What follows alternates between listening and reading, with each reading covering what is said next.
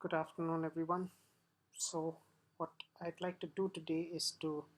present my review of The Birth of Theory,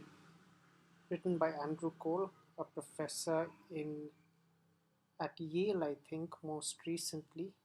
And this text was written and published in 2014. One of the reasons I picked it up is, of course, because of its title, and it takes up the moment when theory as a discipline becomes self-conscious of itself in a way that moves beyond the ambit of traditional scholastic and philosophical thinking. Now, this is a distinction which Professor Cole, following his teacher Fredric Jameson, make, and they do stick to fairly strongly because of its association with literature and the forms of reading it offers to literary texts and literary history. And that constitutes something like the focus of the text before our consideration. Now, without any further introductions, I shall begin. Professor Andrew Cole's proposition regarding the history of the dialectic, perhaps in contemporary memory, most closely associated with Hegel, is a rather unique one. Its origins, while referred to in the work of Plato and Aristotle, and perhaps drawing from the Socratic method itself, assume the shape and propositional form we have tended to identify with it today most readily in the work of Hegel, most tellingly perhaps in his dialectic of identity and difference. The name Kant has, for many, marked the origins of German idealism, if any such name can assume for itself the position of the progenitor of a movement. Yet here is where Cole offers us some distinctly singular historical criticism, tracing the Hegelian dialectic to his study of what today may be the forgotten medieval dialecticians from the so-called Dark Ages. This is interesting to me, at least in two ways. The Dark Ages themselves consisted, at least intellectually, with the rise of a certain monastic thinking, which flourished in seminaries, which themselves became centers of learning since the promotion of scholarly and philosophical studies under Emperor Charlemagne. The other aspect which may be considered were the places of learning themselves, many of which were fort-like structures, often in walled cities. Indeed, the earliest monasteries were often military fortifications, designed to be defended, a style of architecture recognized today as the Romanesque. It is, or rather it was considerably later in the Gothic period that monasteries began resembling the churches which we see today with extravagant architectural innovations such as flying buttresses and the extensive use of stained glass. What would this mean, however, for the nature of thought promoted in these seminaries, which were often put to work in translation, exegesis, and an often restrictive theological learning? Well, to shine these problems in the light of the present, much of contemporary post-structuralism's quest to decenter the subject was a project initiated in another historical epoch with Hegel's rejection of the inherence of fundamental a priori categories in the subject, which structure experience or representation, as it were. And yet, this was a step possible perhaps only by drawing on such a history, for the Kantian critique of British empiricism is what broke ground for the realization that concepts cannot exist independently of their linguistic expression. And I'm thinking of Berkeley and Hume here. A grander picture from a distance may allow us to reflect upon a question which today is perhaps less scholastic than it has ever been, for it now seems to have consequences for the very orientation which critique is to take in the coming future, namely, whether the Hegelian break from Kant is what detotalizes German idealism, so to speak, by surfacing what will later come to be the philosophy of difference, or whether in thinking difference, the dialectic as presented in Hegel is still capable of representing conceptual morphology forced into being by propositional circumstances, and consequently, whether an older reading, which once might have been an accusation of a teleological strain in Hegel, is worth considering.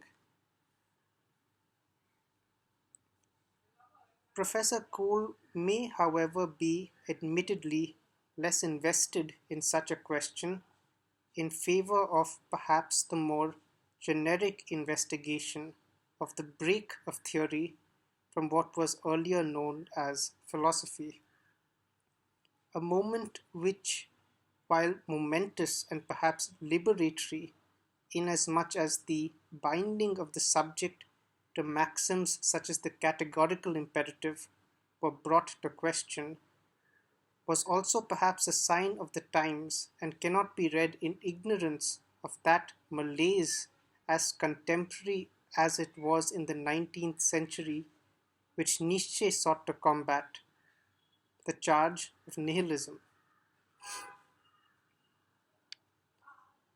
The relation of these historical changes to the mode of production are marked, and in his own lifetime, Hegel witnessed the dissolution of the system of estates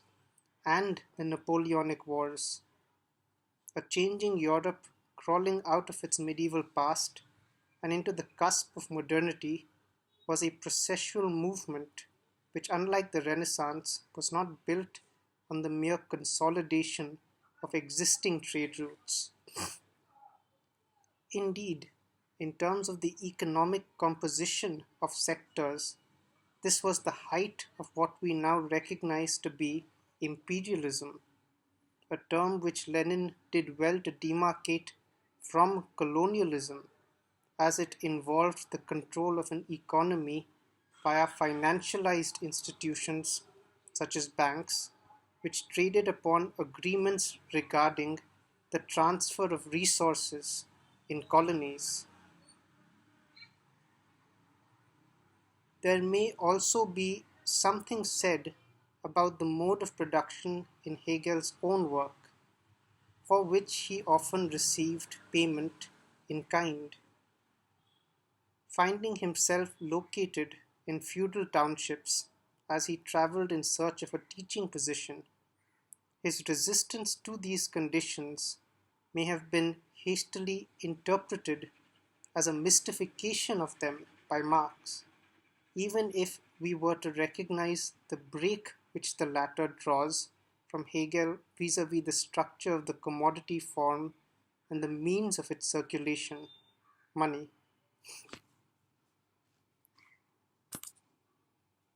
This historical antagonism, which marked the times in a still largely semi-feudal Germany, even as it shared borders with and witnessed the French Revolution, bears telling impressions in Hegel's thought, which, as Raymond Williams notes, is often situated at the temporal conjunction of the residual and the emergent. Something that I'd like to draw attention to, however, is the fact that the philosopher that is Hegel very much picks up on the mode of production prevalent among the peoples he refers to. Agrarian labor in Ireland, for instance, who were living in conditions of which, even by the historical feudal standards of the time, were often beneath levels of subsistence, as landlords had even abnegated traditional obligations to provide for their upkeep. In this sense, regarding the question of periodization, Professor Cole's eye does notice its surfacing, not merely in the form of narrative, but also historical exceptions or inconsistencies which solicit a review of the transitions which may have been marked, most readily recognized in the terms pre-modern and modern. It also provides a relatively newer reader with a sense of how glib the presentation of Hegel as a purely philosophical thinker who is turned on his head, as it were, by the historical Marx is as a reading. And here I would propose that an investigation as to how the mode of production itself surfaces or becomes reflected, as it were, in Hegel's phenomenological method of concept creation may help in rectifying the reductionist or peripheral differentiations often made between him and Marx, and, why not, perhaps even shine a light on the ever so fine distinction which the likes of Andrew Cole and Fredric Jameson make between philosophy and theory. A point of insistence, however, in the work before our consideration is Professor Cole's tracing of the Hegelian dialectic to forms of argument already practiced in the medieval ages, and in this sense a kind of return to a tradition which may have been overlooked at the Kantian moment. This genealogy, if you will, reconstructed as they often are, names Plotinus as a Neoplatonic inspiration,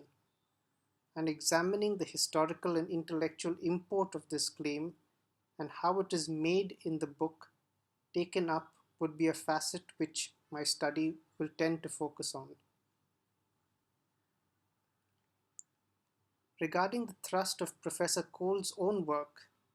he registers in the introduction itself the opposition encountered in modern theory between dialectics in its various guises and the genealogical method, which may perhaps better be described as a streak or form of acknowledging an obligation or debt, particularly regarding inspiration. As such, it may not be unlike an insistence on the authenticity of an encounter without temporal mediation, via which the negative is implicated, a practice which some may occasionally hold dialectics in contempt for, especially in its more historical manifestations. Yet, he goes further in positing a common root, as it were, for these two practices of thought in phenomenology, which, left undefined and with no real reference to historical efforts to do so, such as Husserl's eidetic reduction, seems to be a term used in a rather loose sense, which can be interpreted only in opposition to structuralism, a division we would do well to hold suspect given the debt and intellectual inspiration that tradition bears to dialectics, whether in the disciplines of anthropology, exemplified by Levi-Strauss, or indeed psychoanalysis and Lacan. This is to say nothing of the efforts made to identify dialectical movements in the so-called natural sciences, beginning with perhaps Engels's Dialectics of Nature in 1883, to more recent efforts such as the two-volume Reason and Revolt in 1995 by Alan Woods and Ted Grant.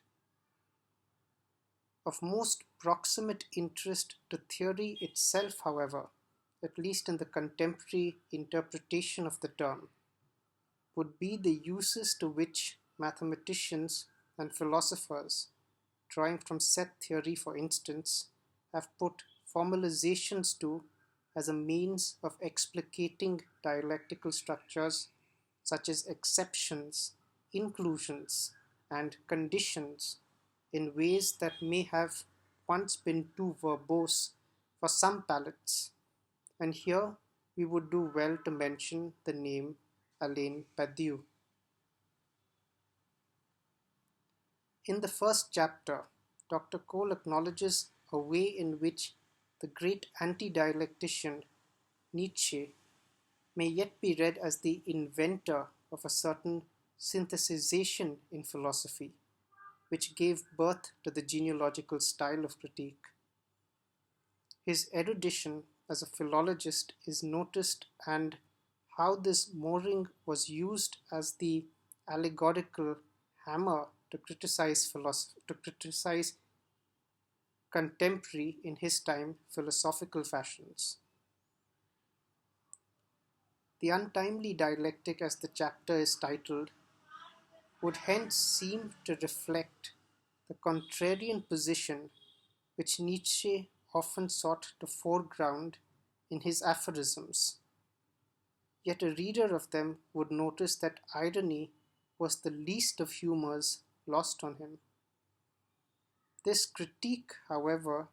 did remake philosophy in a sense, giving it a kind of vector which broke from the scholasticism encouraged via the earlier ossification of estates, even as it used linguistic forms such as the aphorism, which had long been tools in ecclesiastical learning, the radical philologist at work. In terms of how this study of Nietzsche is to shed light on the dialectic in Hegel, Professor Cole seeks to begin by disentangling what we may be referring to as the dialectic by differentiating between how it has been deployed by noted practitioners, Socrates, Plotinus, Hegel, etc. The latter two whom he would seek to pair as an example of what he refers to as the medieval dialectic as distinct from the Athenian one, characterizing itself via its its meditation on identity and difference, and abstract determination, whose meaning is not quite clear in this introductory stage. The supposedly pre-dialectical stage of the tragedy is laid before us via a little formal analysis. Tragedy being the genre which in its dithyrambic form is born of the pen of the lyric poet who first imagines the world in his interiority in a way in which it has not been perceived before, hence prefiguring the conditions of tragedy. Hi again, so there was a brief intermission. I'll resume my reading of the paper now. I hope you can hear me all right.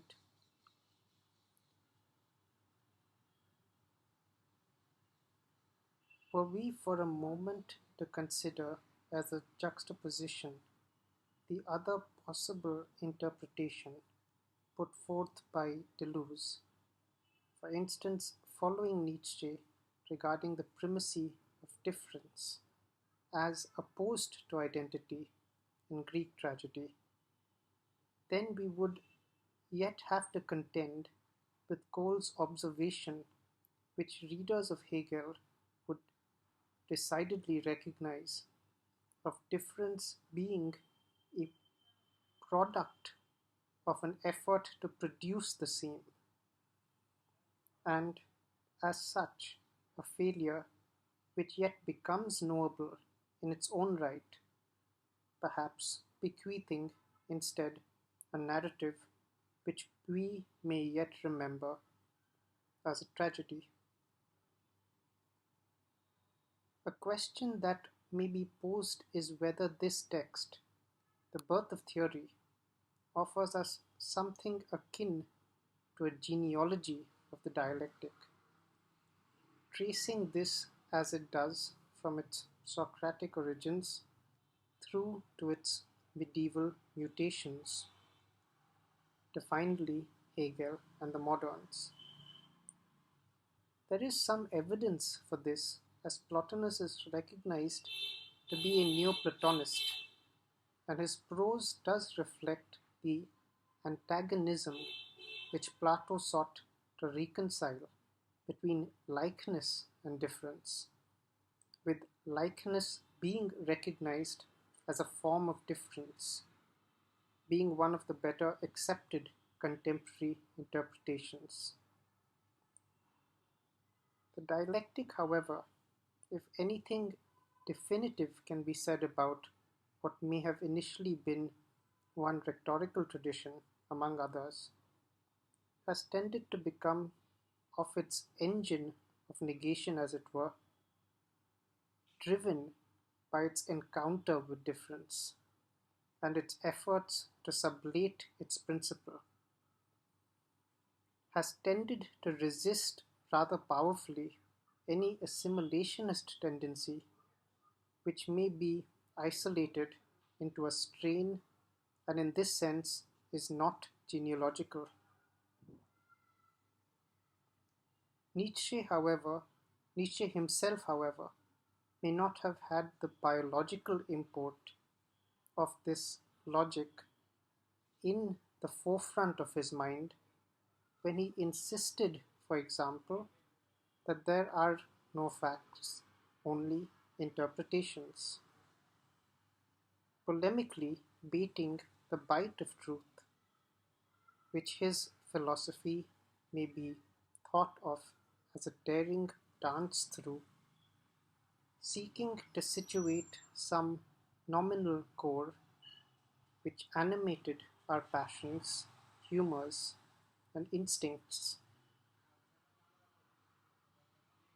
Returning to Plotinus, however, the medieval dialectic was concerned perhaps less with likeness and difference as it was with unity and multiplicity. And here the prose seems to me the invocation of a witness or simply point of view which may possibly reconcile such contradictions. And here I may be tempted to point out that contemporary philosophy, if I may still use this word's reference to homology and the possibility of identifying structural similarities arising from different origins, does tend to point strongly to a kind of structural adaptation, if not organization, taking place in the organism or perhaps institution in response to vectors in the field of its being. Situating such efforts in the field of contemporary social science are not easy, which often takes the concepts it uses for granted, having either inherited them uncritically from received doxa or having simply incorporated what may appear new or perhaps advantageous in neighboring discourses, more invested in conceptual production itself and the study of narrative such as philosophy, perhaps, if not literature. Theory then becomes a kind of screening mechanism for concepts, assessing their productivity in the study of texts and contexts, a means via which we may examine briefly the lenses which color the pictures we present to ourselves of the world, and perhaps our only way of inquiring whether the problems posed as such are indeed what they appear to be, or whether we may simply be reifying a point of view at the expense of a potential dialogue, if not argument, between perspectives, constituting what perhaps Habermasians may refer to as discursivity proper. Can we from these preliminary reflections, posit what might be the basic or essential features of this movement in thought we have attempted to chart, known as the dialectic. In a rudimentary sense, we can already see the effort to do this reflected in the Hegelian interrogation of the law of identity via an examining of its mode of presentation, as it were, a section which even today is worth quoting. A is a beginning that envisages something different before it, to which the A is would proceed, but the A is never gets to it. A statement which seems to question the very form of the proposition itself, just as it echoes Zeno's paradox of distance and why an infinity of halves would never make a whole, irrespective of their speed of accumulation. Itself an unpacking, just uh, sorry again, resuming.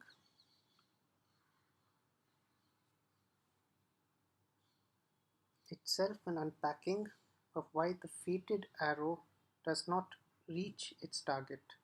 or why the hare does not beat the tortoise. But parables from our childhood aside, there are implications which arise, which can only be read when the law of identity is displaced via some such dialectical reasoning. The most innocent of questions would be, of course, what is this A which we speak of, that is seemingly not itself? Recognition of a likeness that we see, and in this sense not A? Or if we dare, in the order of a different parable, which is to say, discernible to us, giving us A is B. Identity, recognition, and the process of transference are problems which will remain with us well beyond their formalization in medieval philosophy and even into contemporary investigations in subject formation undertaken by psychoanalysis. But this may be an inquiry for another time. Professor Cole, for his part, traces the difficulty which Plato had in articulating the notion of relative being, which these paradoxes hinge on, his primary categories being motion, rest, identity, and difference. The question of transition remains significant not merely in terms of the form of the proposition, of assertions or negations, but also in the scope of its historicity and the sense which a work of philosophy may bequeath of the times and the means via which it was composed. The medieval scriptural tradition, we learn, may have been many things: scriptural, formalistic, and outmoded in ways which modernity may choose not to look back to. And yet it was there that a renewal of interest in classical learning rearose in the Western world, at least since the translation of Greek literature by the Arabs. The practices of the archive were inextricably bound to these possibilities, and the practices of ecclesiastical learning, especially commentary and exegesis, form much of the foundations of what in modernity we come to recognize as hermeneutics or criticism, if you prefer. It would also be tempting to read into the comparison laid before us by Professor Cole of Hegel and Nietzsche and his insistence of a dialectical moment, or should I say, staging, inherent in Nietzsche, even as early as the birth of tragedy, between opposing principles exemplified in the allegorical figures of ancient gods such as Dionysus and Apollo. Though here we should remember that an antinomy is not yet a dialectic per se, and perhaps actually reading The Birth of Tragedy, where the formation of the dithyrambic drama with its protagonists and commenting chorus, which sings, may better exemplify how a form emerges. Yet to clarify a little on this distinction which is made between the dialectical, which I have described as the antinomic, and the dialectic itself, which may allude to some kind of synthesis, perhaps in a new form, for instance,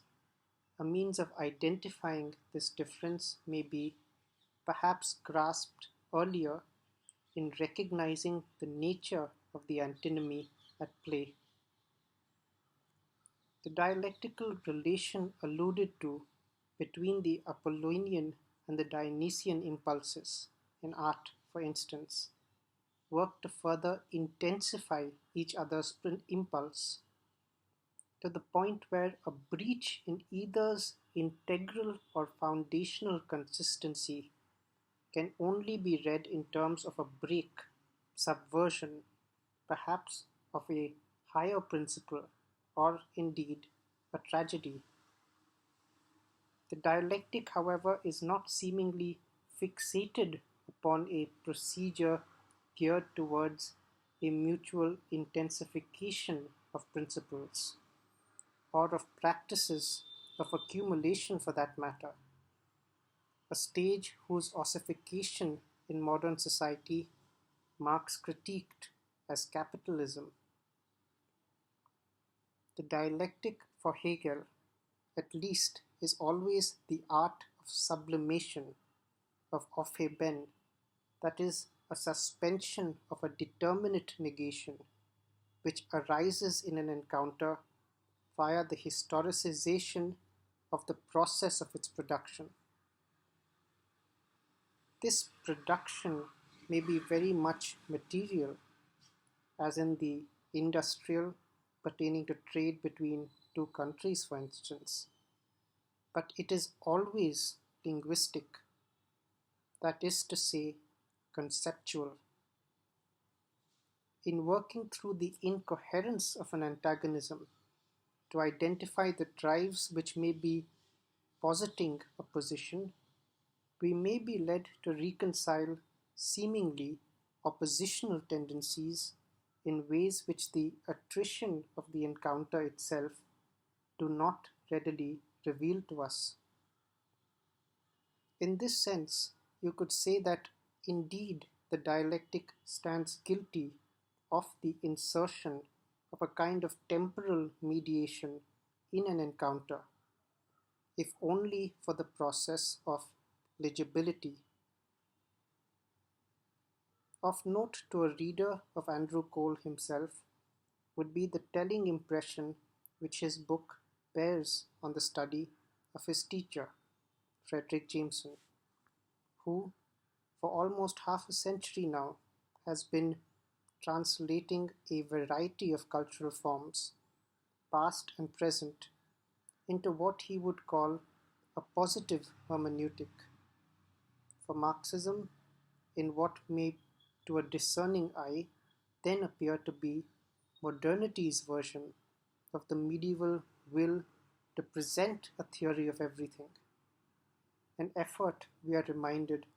which bears with it a history of metaphysical humiliations which acts as an index of past efforts and failures. These gestures of the dialectic, as it were, its efforts not merely to use antinomies, to antinomize, but to think possible alternatives in an as yet unrealized futures or in as yet unrealized futures, is where we may yet discover utopian impulses in this style, if not method, of thought. An argument which is advanced by Professor Cole in The Birth of Theory is a particular reading of the difference between the classical, identified with the Athenian dialectic, and its post-classical formulation in the medieval period by the likes of Plotinus, which focuses on the dialectic of identity and difference, which perhaps may be read as analogous to that of self and other. A crucial difference which is observed in the Platonic dialectic and its more modern iteration, which Andrew Cole observes in The Birth of Theory, is the way essential categories such as motion or rest are not defined merely in oppositional terms, but via the act of the participation of the given phenomena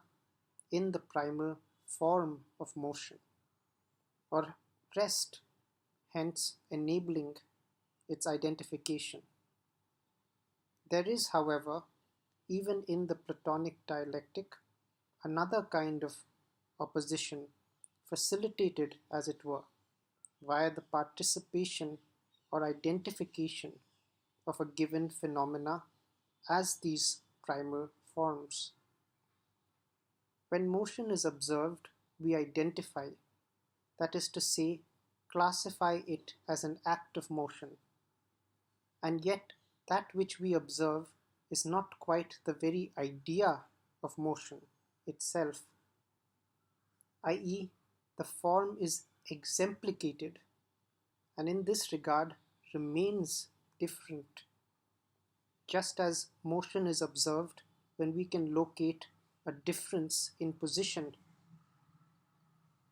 In this sense, the dialectic of identity and difference, taken up via the Neoplatonist Plotinus, does appear to be drawing from a strand not altogether foreign to the Athenian dialectic. Difference itself as a concept seems to be used differently on the cusp of modernity, and the author notices how, for instance, the phenomena of identity situated in the figure of the feudal lord or master is hinged upon the difference of this figure from that of the serf or slave, inscribed, as it were, into the very reciprocity which characterizes their relationship, and not in the participation of the lord in some form of mastery, such as an experienced guild master or tradesman, whom often dotted the emerging medieval manufactural estates.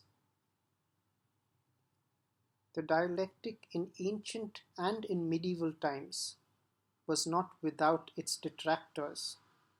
as no doubt it has found those in modernity who would choose to satirize it, and here the names Jonathan Swift and Samuel Johnson from the English tradition would not be out of place in providing comical examples of, say, a donkey who dies out of thirst and starvation because he cannot decide whether he wants food or water first. Yet does this bitter satire reveal something about a differentiation in how dialectical reasoning is conducted, a differentiation which can be traced to its Platonic and Aristotelian origins? An interesting question, and one which the author does take up. The consideration of contraries, for example, such as in an argument between two characters, requires, in my reading of its Hegelian reworking, always the possibility to question the contradiction itself, which in the terms presented may not be an authentic, sincere, or correct understanding of the nature of the antagonism between the parties before our consideration. In other words, this is not merely proceeding via negation, even if, as Aristotle may observe, a negation of a property tells us something about the claims of its inherents, or, if you please, the interrogation of a contradiction would reveal something about the claims of either side. Rather, and to face up to the charge of shifting the goalpost, sublation would seek to identify the moment when the claims or the contradiction presented in the encounter become mutually legible. Or if it is merely our understanding in question, is able to create or recognize a concept adequate to represent the heterogeneity of forces which produces the antagonism in question. The formalization of these observations is occasionally presented as Hegel, in a daring step, challenged Aristotle's laws of thought governing propositions, particularly the law of identity, and by extension the law of the excluded middle term. All things are in themselves contradictory.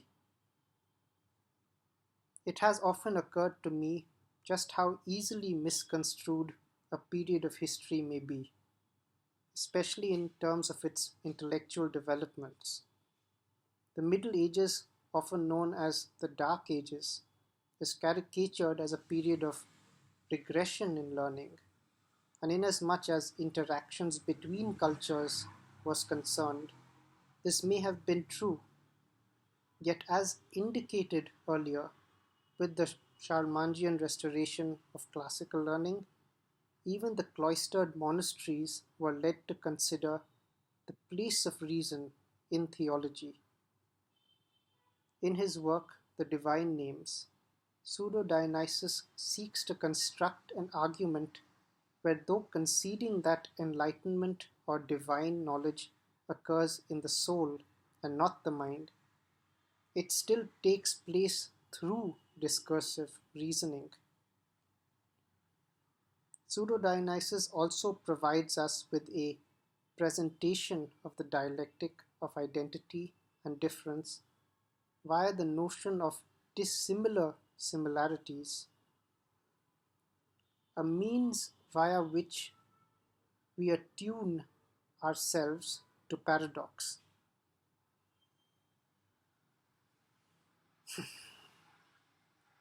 To those who appreciate dialectical reasoning, an early account of the now seemingly contemporary problem of the radical, or why not divine otherness of the other, is found in the work of Nicholas of Cusa. Indeed, an account which does not seem wholly alien to the Islamic non-description of God is offered, that the Creator is neither anything nameable nor any other thing whatever, or in other words, is not other. Regarding the dialectic of identity and difference, an interesting way we may think of it is via Hegel's own terms for it, in itself and for itself. Here, in itself would coordinate not merely with identity,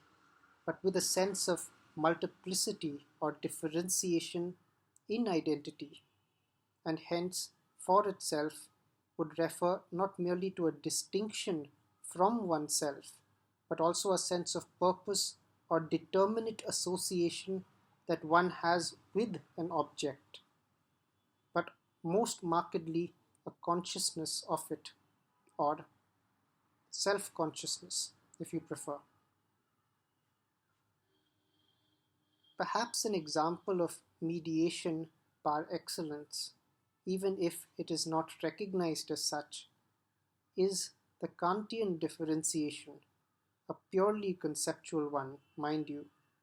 between noumena, or things as they are in themselves, and phenomena, or things as they appear to us. The possibility, the structure of this conceptual antinomy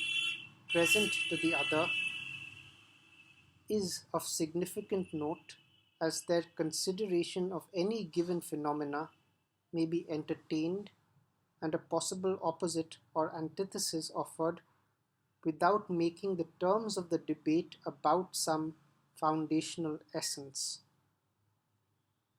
A temperament, we should note, which marks the criticism of his position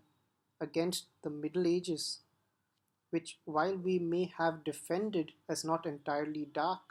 if only because of the developments of a monastic scholasticism,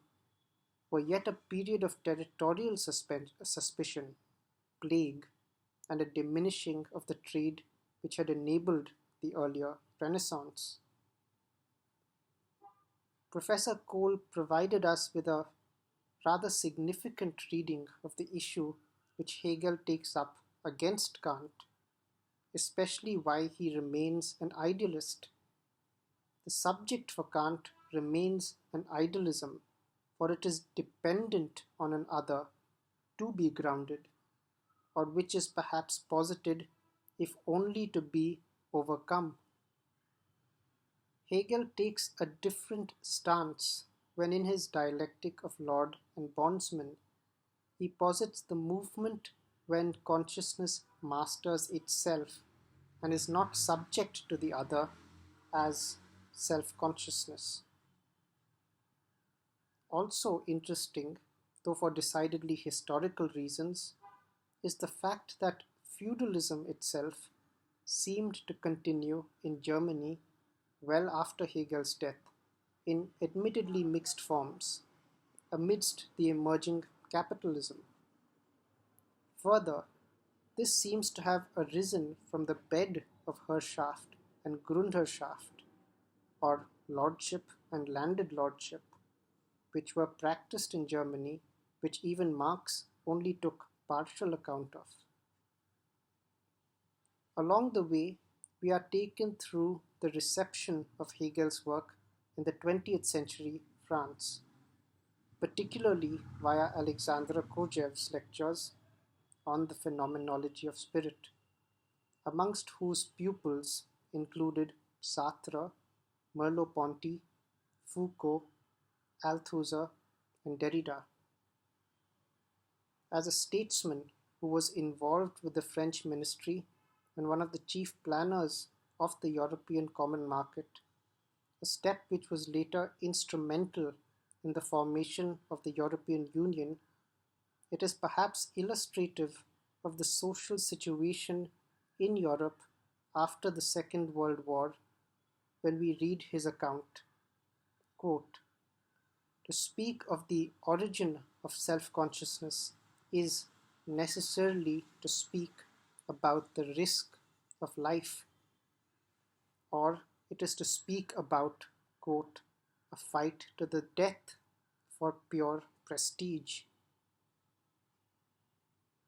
The insistence of the feudality of the Hegelian dialectic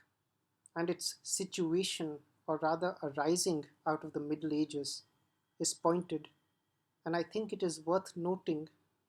Professor Cole's reading of the conception of freedom, as it were, operating in a period before feudalism and the Middle Ages. In other words, in the times of slavery. It is a conception not operative by an antagonism towards the other, nor would it involve a sense of the mediation required in adjudicating on competing claims to a land. To quote Hegel himself, Greek freedom of thought is excited by an alien existence, but it is free because it transforms and virtually reproduces the stimulus of its own operation. It would be well to remember that the serfdom arising out of feudality, which in many cases may have been indescribable from slavery, was still a station of life which provided an opening into freedom and perhaps the dreams of modernity. We are introduced briefly to the disputes over ownership in feudality, particularly as witnessed in rival claims to land. Yet perhaps more significantly, especially in any phenomenological sense, would be his attention to the changing, or should I say, the subsuming of an earlier mode of production by a feudal or proto-capitalist formation. This would be particularly evident in the parceling and the specialization of labor tasks, not unlike the latter taylorization of the economy, which would leverage scales. The dialectic of lord and bondsman is worth tarrying over, even if this has been done by significant names in the history of philosophy. For if nothing else, we are speaking about already, if no one has noticed, changes in subjectivity as brought on by the enmeshment of the individual in discrete modes of production, even as they may be historical coincidences in the temporal unfolding. The Lord, in his freedom, enjoys a surplus afforded to him by his position, a surplus which the bondsman lacks. This, we are told, is a surplus to the means of life. The bondsman, on his part, at least in feudality, enjoys the security of an estate, but perhaps does not recognize his freedom in respect to the Lord. The question we are left with is hence whether he achieves self-consciousness. It is vital to note that with the emergence of a bourgeoisie, that is, a class which makes their living from trade and not via the ownership or labor on land per se, that we encounter a terrain of human experience which peers beyond the veil of the dialectic of lord and bondsman. The book before our consideration does, in such a manner, introduce us to the dialectic of possession and labor. To quote, labor is the work of possession, an act of the will to shape one's surroundings. To impose a form on a thing is a mode of taking possession. Like Marx, anon, the advent of large-scale industrial labor, Hegel drew his examples from agriculture, often with the tilling of soil, rearing of animals, preservation of game, and indeed the means via which one material may be made to produce effects on another. Here, I must admit my own unfamiliarity with the entirety of Hegel's oeuvre, which Professor Cole commands, at least as evinced via references. Yet what I would draw the attention of the reader to is what may yet be described as a kind of temporality, which we may glean in the phenomenology, which allows for a glimpse into a time prior to industrialization, large-scale mechanization of services, and hence perhaps closer to the world of handicraft, a tendency which some have observed in Professor Cole's teacher, Fredric Jameson, as well. And while we mention style, it would be elucidative to recall that possession itself transforms via our engagement with it, from that which we give form to an aspect of ourselves, or so would go a simplistic reading of the beginnings of Hegel's dialectics. Yet the tradition which we so easily have laid out here is opaque to the impasses between how self-formation actually works and how, for instance, a serf living under feudalism and a bondsman with relative autonomy working in a house may think of freedom differently. Jameson was once asked at the end of a now rather famous lecture, The Aesthetics of Singularity, Time and Event under the Conditions of Postmodernity, whether theory tells stories. And here his initial response was, well, no, for what would then be the plot? Here, I think we may possibly offer a response to that question, which his former student does well to notice, that in discerning the relation between bondsman and lord in feudalism, especially as that mode of production was tied to working on land, there appears to have been a form of society, or rather ties, which may very well have been able to play on the ambiguity which the meaning that the word plot entails. One whose narratorial and spatial extensionality were, in all likelihood, not lost on Fredric Jameson, whose initial field was indeed French literature. In terms of the advent of social formations, which we characterize in any terms with civilization, and all the incongruities which this term has borne, feudality has identified by Hegel as the settlement which induced the martial barbarian nomads into what we may today identify with a nascent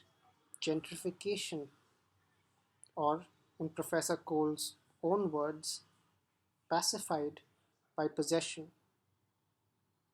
And here I am tempted to add, we may actually witness the transition of a people from an anthropological group approaching what Marx may later identify with relations of production proper. Would we be wrong in pointing out that the system of estates, the practice of lordship and landed lordship, and indeed the dependence of the lord upon estate and serf to be recognized as a lord, often entailing multiple hierarchies, formalized under the now familiar clergy, aristocracy, military, traders, and workers,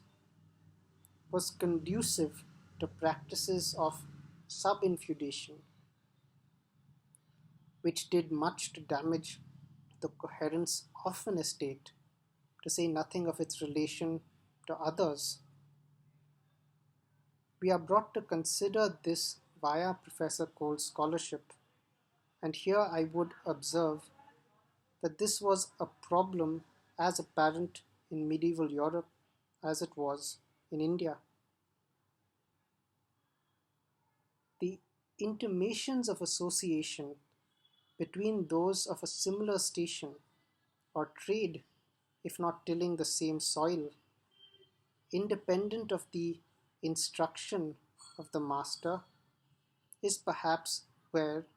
we may trace the beginnings of what Marx would come to call class consciousness. And we would do well to remember that Europe was emerging into a historical moment where the Church held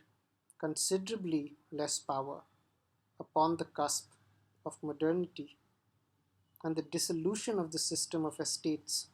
at least in France, in the fires of the French Revolution. Also of note, particularly for those interested in the concept of labor, are ties between lord and bondsman, of the latter who holds his station via working on the thinghood or property of the former. This is characterized as negation by Cole, for no amount of labor can make his come into possession of it. Indeed,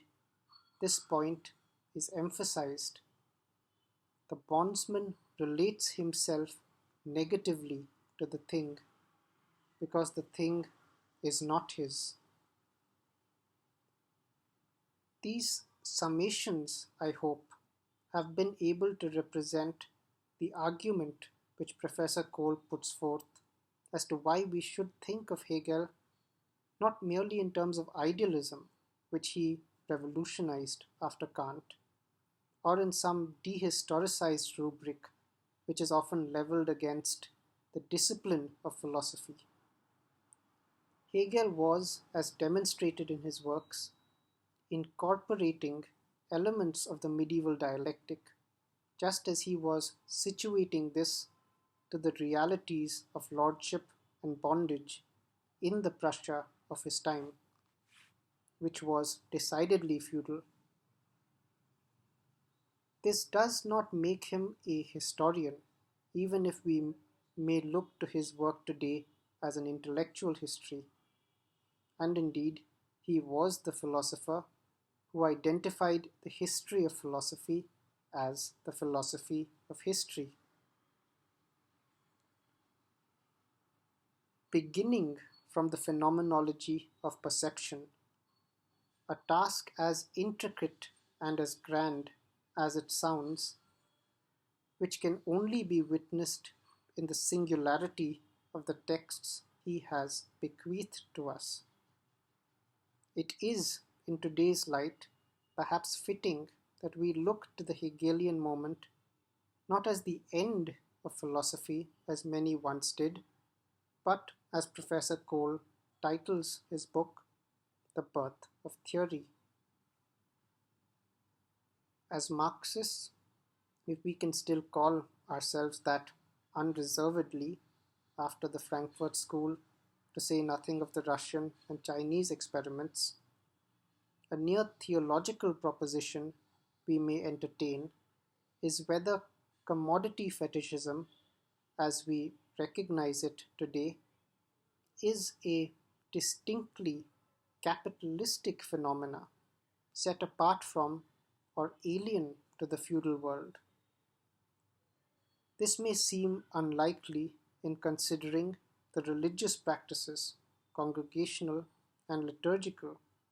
which were very much a part of the medieval world. However, in terms of the social consciousness, which characterizes a break from the feudal world and the advent of capitalism proper, Marx and Engels had this to say in the German ideology. In feudalism, the social relations between individuals appears as personal relations and are not disguised as social relations between things. This is what Marx observes to dissolve in capitalism. The definite social relations between individuals assumes here the fantastic form of relations between things. It may be another matter to say that today this break, as it were, may be interrogated, for relations between individuals of the determinate kind may still persist. even if they do not characterize the norm perceptible in the public sphere. This obfuscation, as some have called it, or transference to update the lexicon with a psychoanalytically inflected vocabulary, between, or rather from determinate relations between persons to their transubstantiation into relations between things, which is perhaps a rudimentary definition of commodity fetishism, is recognized to have its origins in the practice of medieval Eucharist. In approaching the matter of the sacrament, we come across a section in the text titled "The Thing," with all its elusive ambiguity and darkness. And here,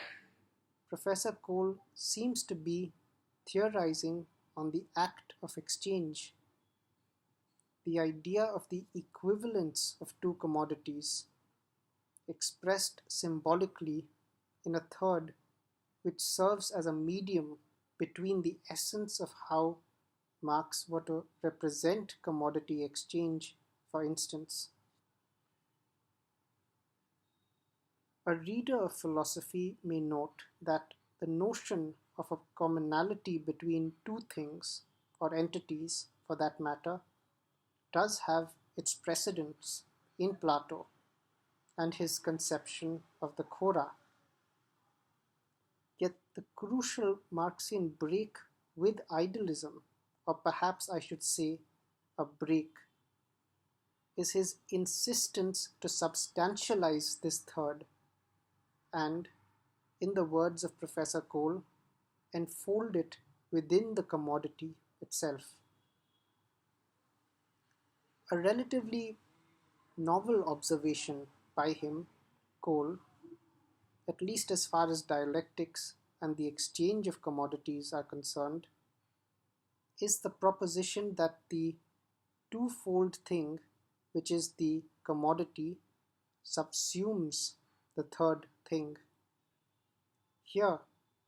we must notice that the third thing being referred to in this case could not be the medium of exchange itself, because the commodity is a twofold thing in the sense of it possessing both a use value and an exchange value only via the existence of the medium of exchange, an argument which Marx uses to express the historical coming to be of the form of money itself, so as to mediate between incommensurable quantities or qualities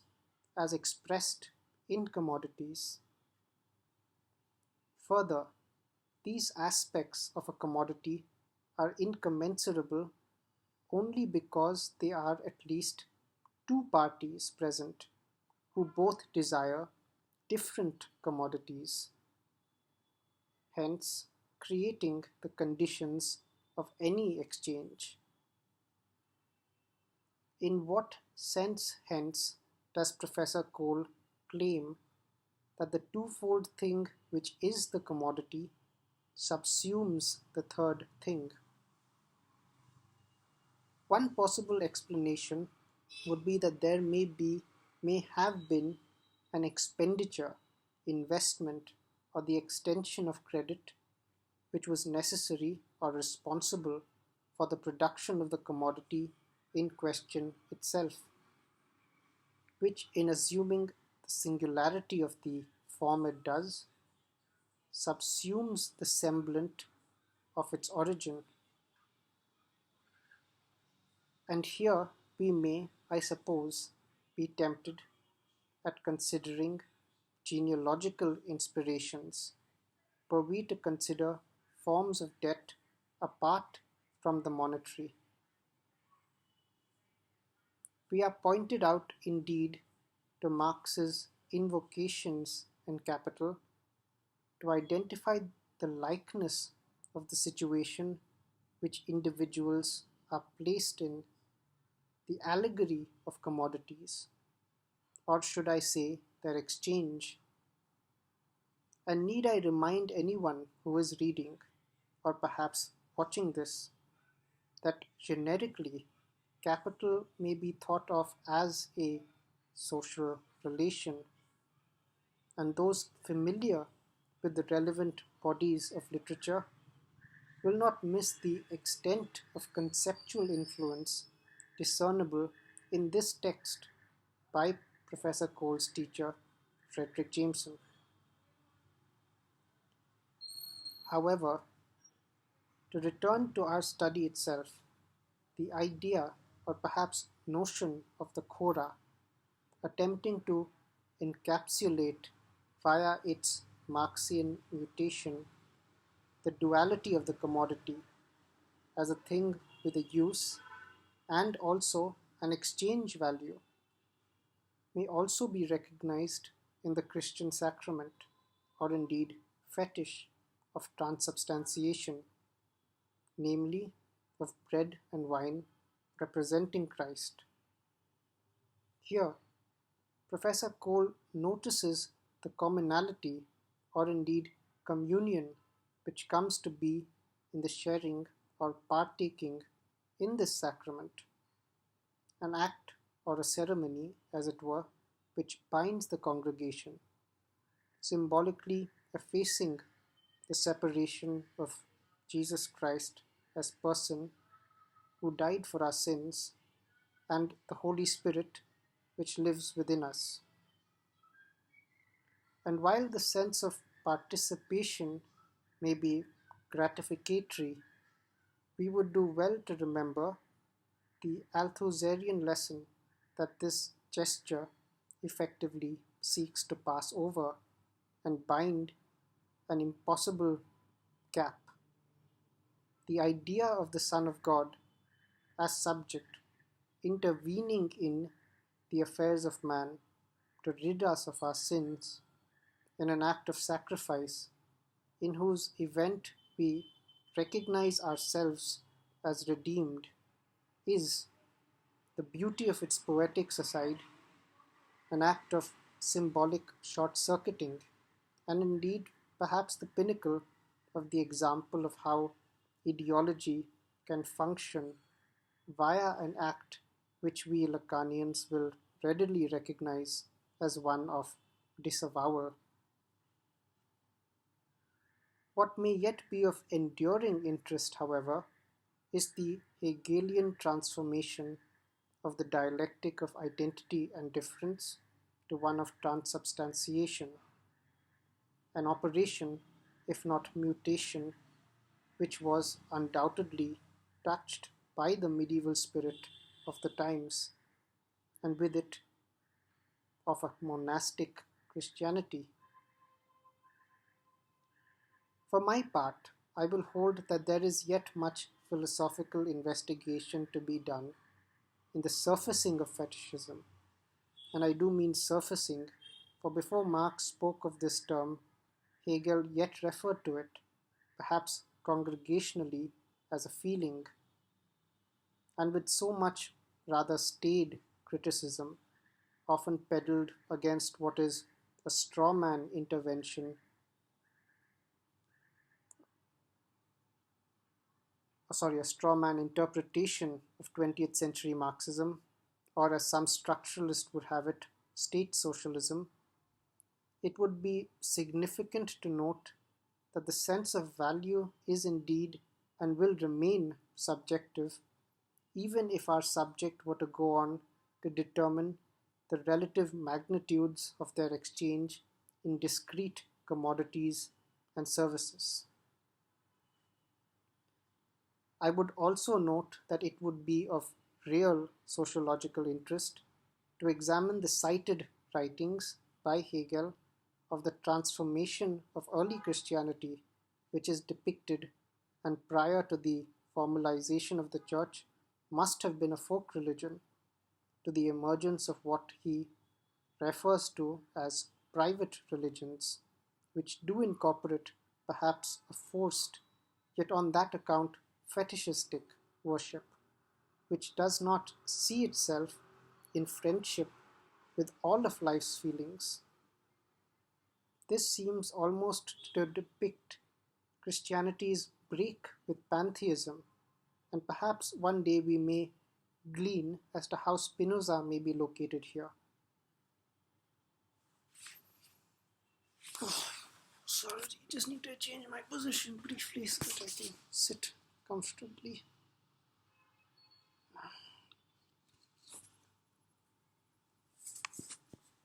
Hegel's own perspective on this phenomena, or transition, if you will, is mixed. As a systematic thinker, he would no doubt be able to appreciate the formalism that fetishism enables. The whole notion of sanctifying bonds, the processual commemoration of an event, etc., after all seems possible only via these ties. Yet beyond the present rebellion, a key criticism of the Protestant challenge to Catholic orthodoxy was precisely on the count of ceremony, and posterity would have it that Hegel did for Protestantism what Aquinas did for the Catholics. Further, however, and immanent to Hegel's own work, and perhaps most apparently so in the Phenomenology, is the very appreciation of difference, beginning in the act of perception itself, noticing that which one observes and that who observes. This movement and the enunciation of its self-contradiction proceeds in a manner unformalizable by a pre-established ceremony,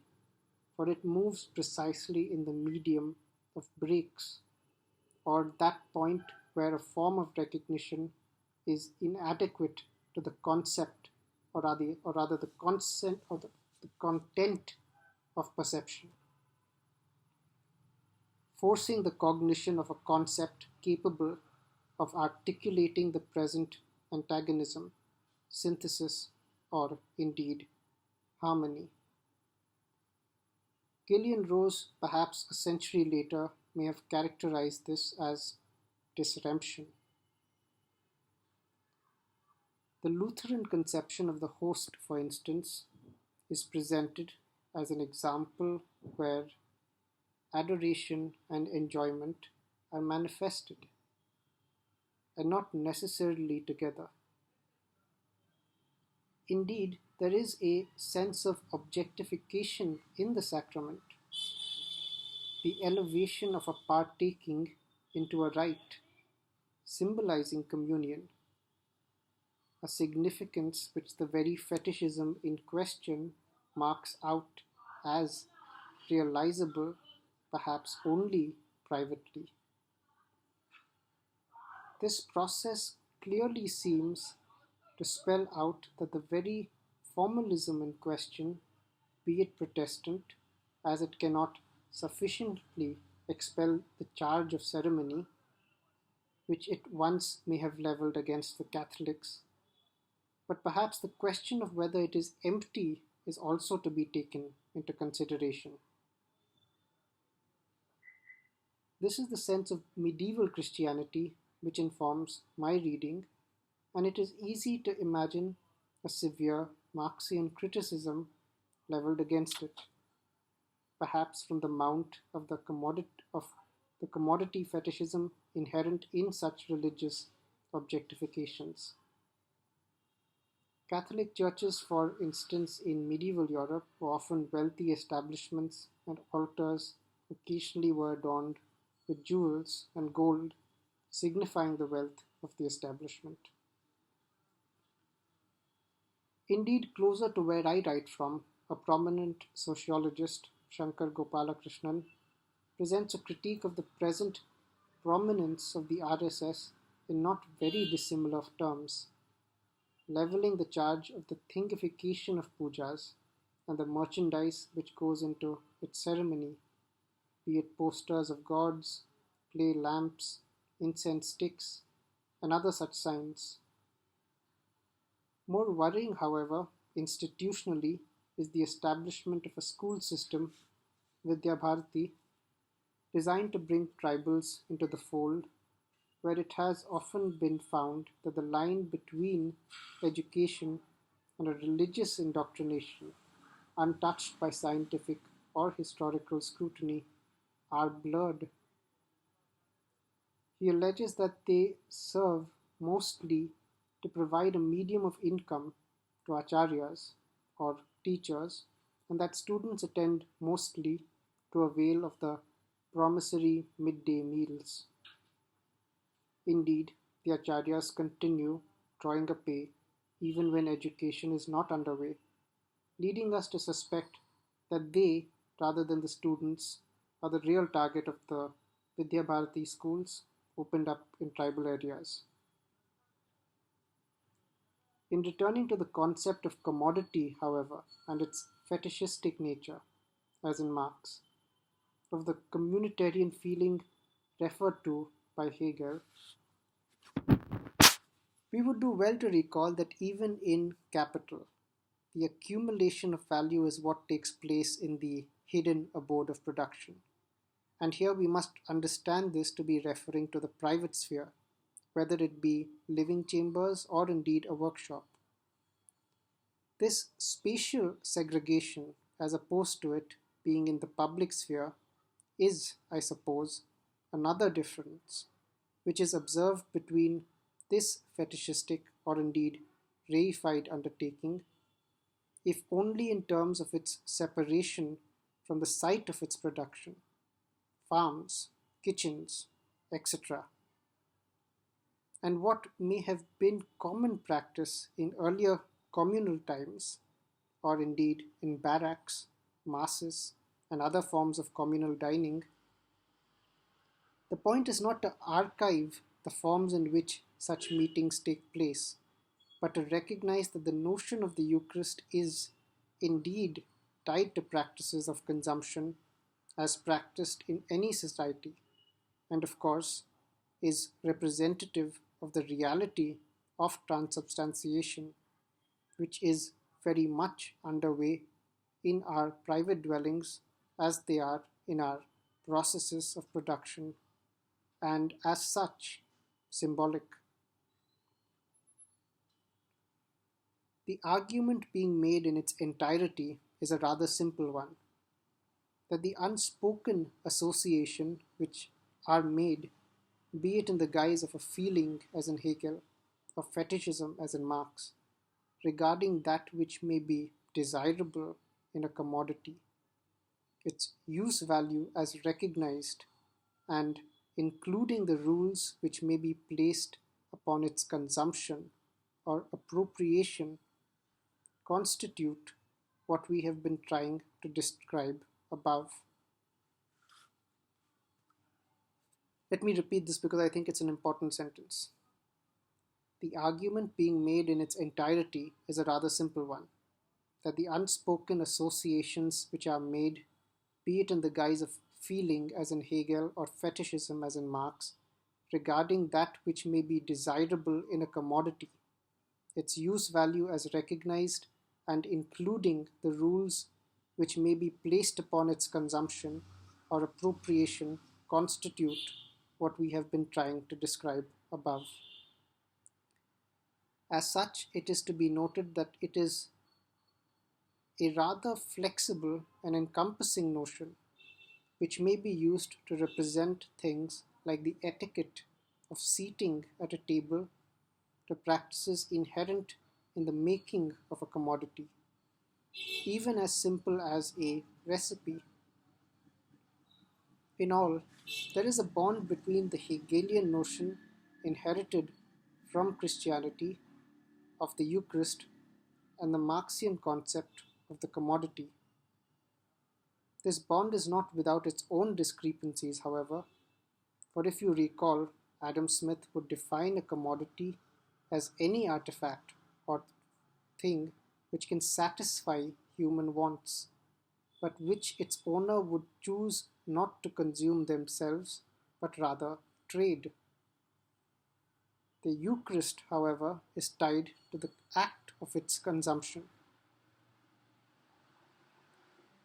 Marx's transposition of the early phenomenological moorings of the Hegelian thing, be it the Eucharist as it may, or merely an association, is stark. For it presents perhaps for the first time what we now recognize to be a critique of political economy. To quote, "The mysterious character of the commodity form reflects the social relations of the producers to the sum total of labor as a social relation between objects, a relation which exists apart from and outside the producers." This observation is what leads to the notion of alienation, which has been so central to Marxism, which later the Frankfurt School would develop on in its critique of ideology. Yet the careful reader may notice that it was already immanent in the dialectic between lord and bondsman, which Hegel speaks about in his Phenomenology, encapsulating the expropriation of produce by the lord inherent in the practice of feudalism.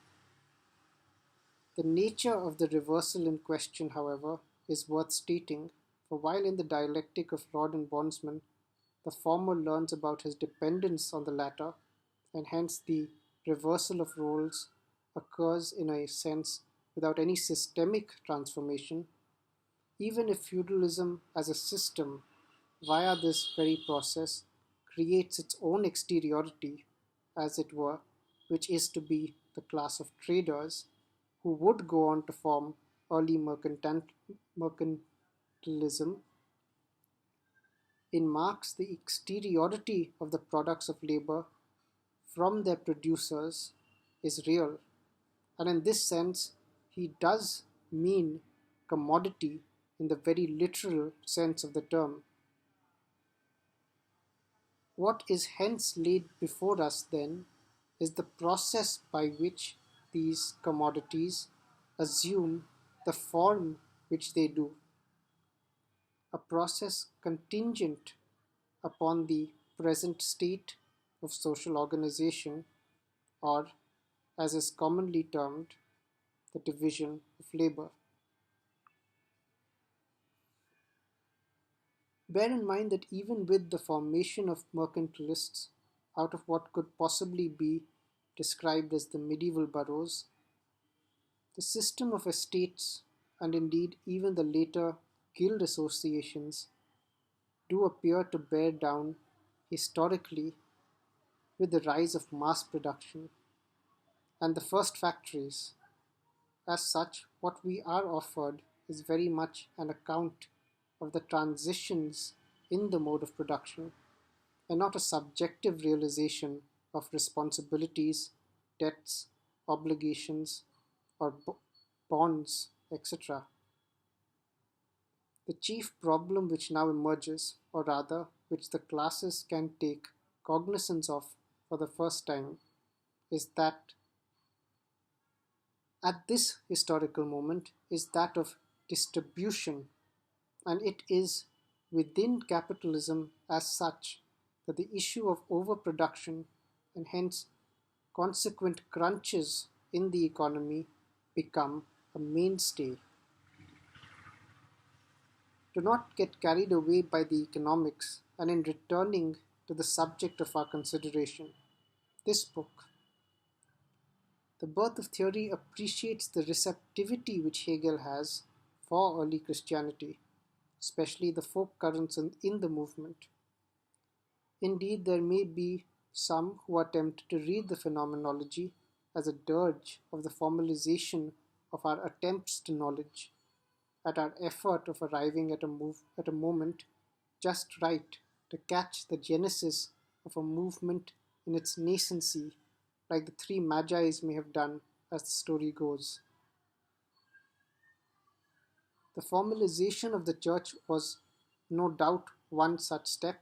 and a significant one at least in the reading which Professor Cole offers us. For with this we get liturgy, and of course the sacrament and its milieu so dear to Hegel, in which he appears to speak to. This readership, however, if I may call it that,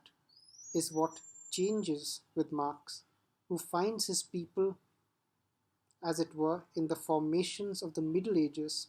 the trades boroughs, which may perhaps be thought of as an earlier kind of union formation, and of course the rise of capitalism and the classes. Marx is very much a historical thinker, one who is attuned to the losses which accompany the disruption of feudalism, and not just its liberations. And it is precisely in an effort for a people to find a semblance of that justice which may have once been that the congregation which may once have been a workers' togetherness assumes the radicality necessary to rebel against the terms of their engagement. In this sense, we may say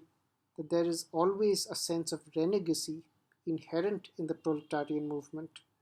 at least in its relation to the estates, if not classes. Let me just read this sentence in case I got something wrong. And it is precisely in an effort for a people to find a semblance of that justice which may have once been that the congregation which may once have been a workers' togetherness assumes the radicality necessary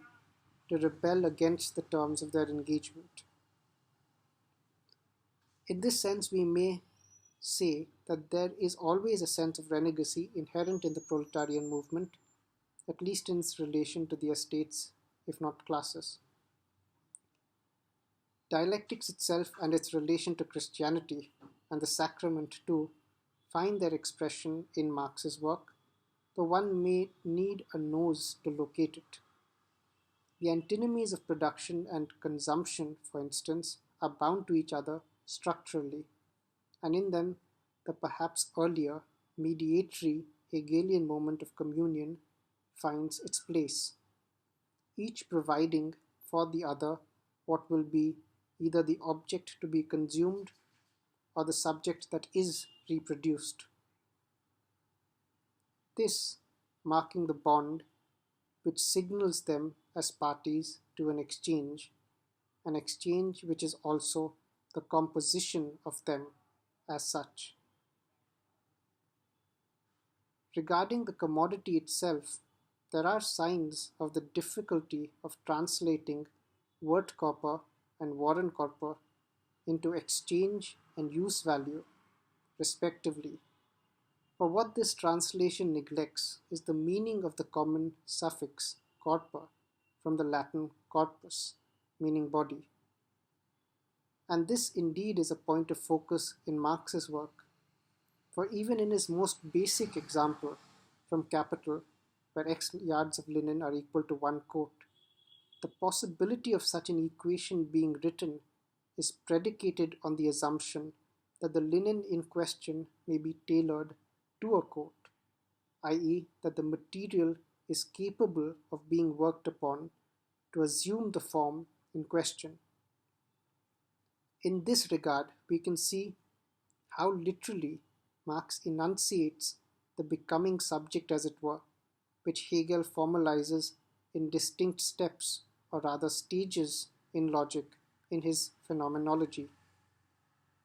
The use value of a substance, its Warenkörper, is hence a function of our ability to work it into a form amenable to us,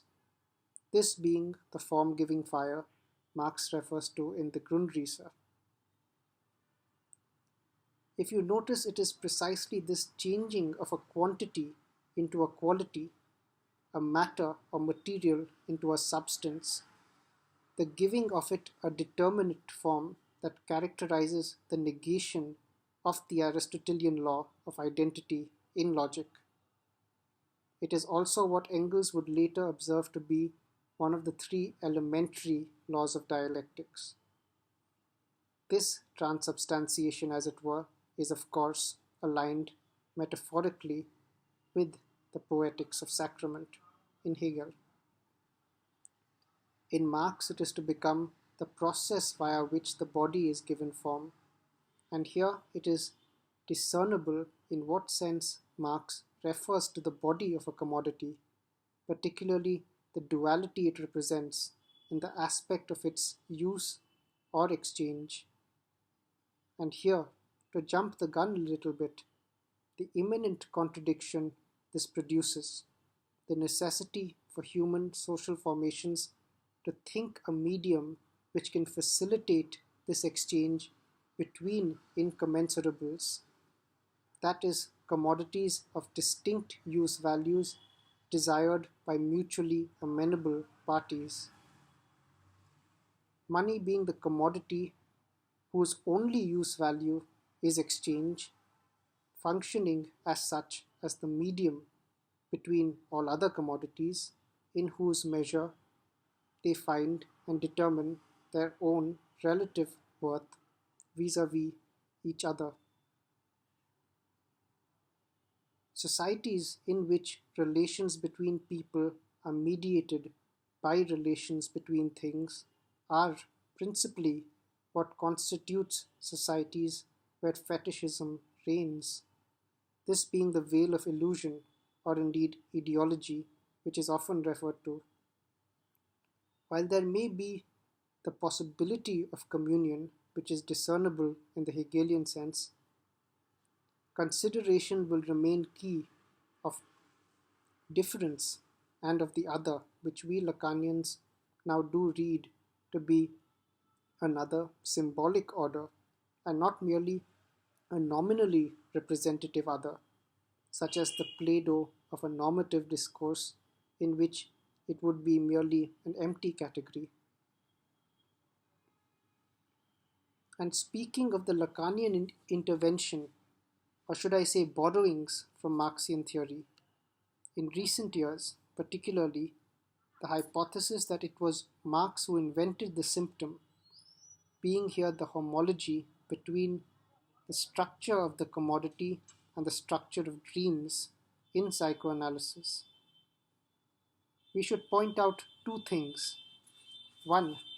that this is a homology strictly from the analytical position, in the sense that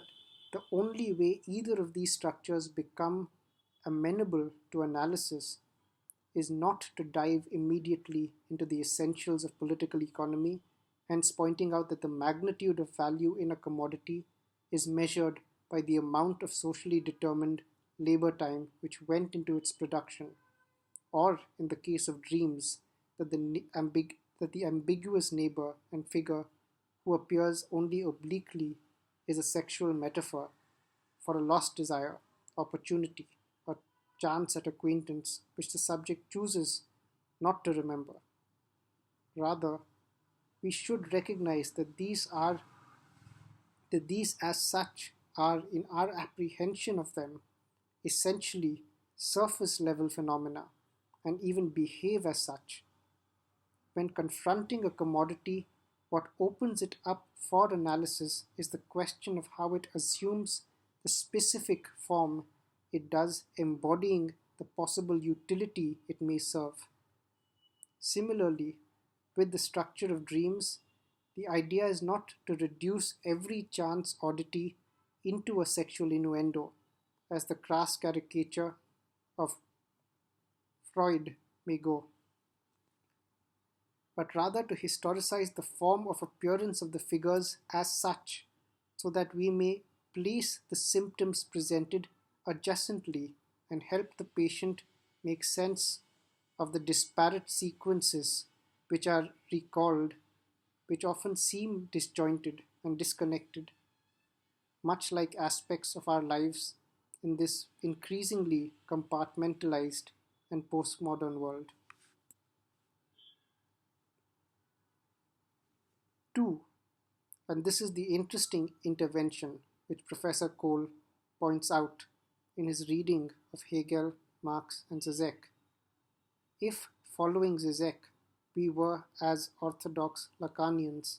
to accept that it was Marx who invented the symptom, let us name it alienation, and if the symptom assumes the form which it does in modernity,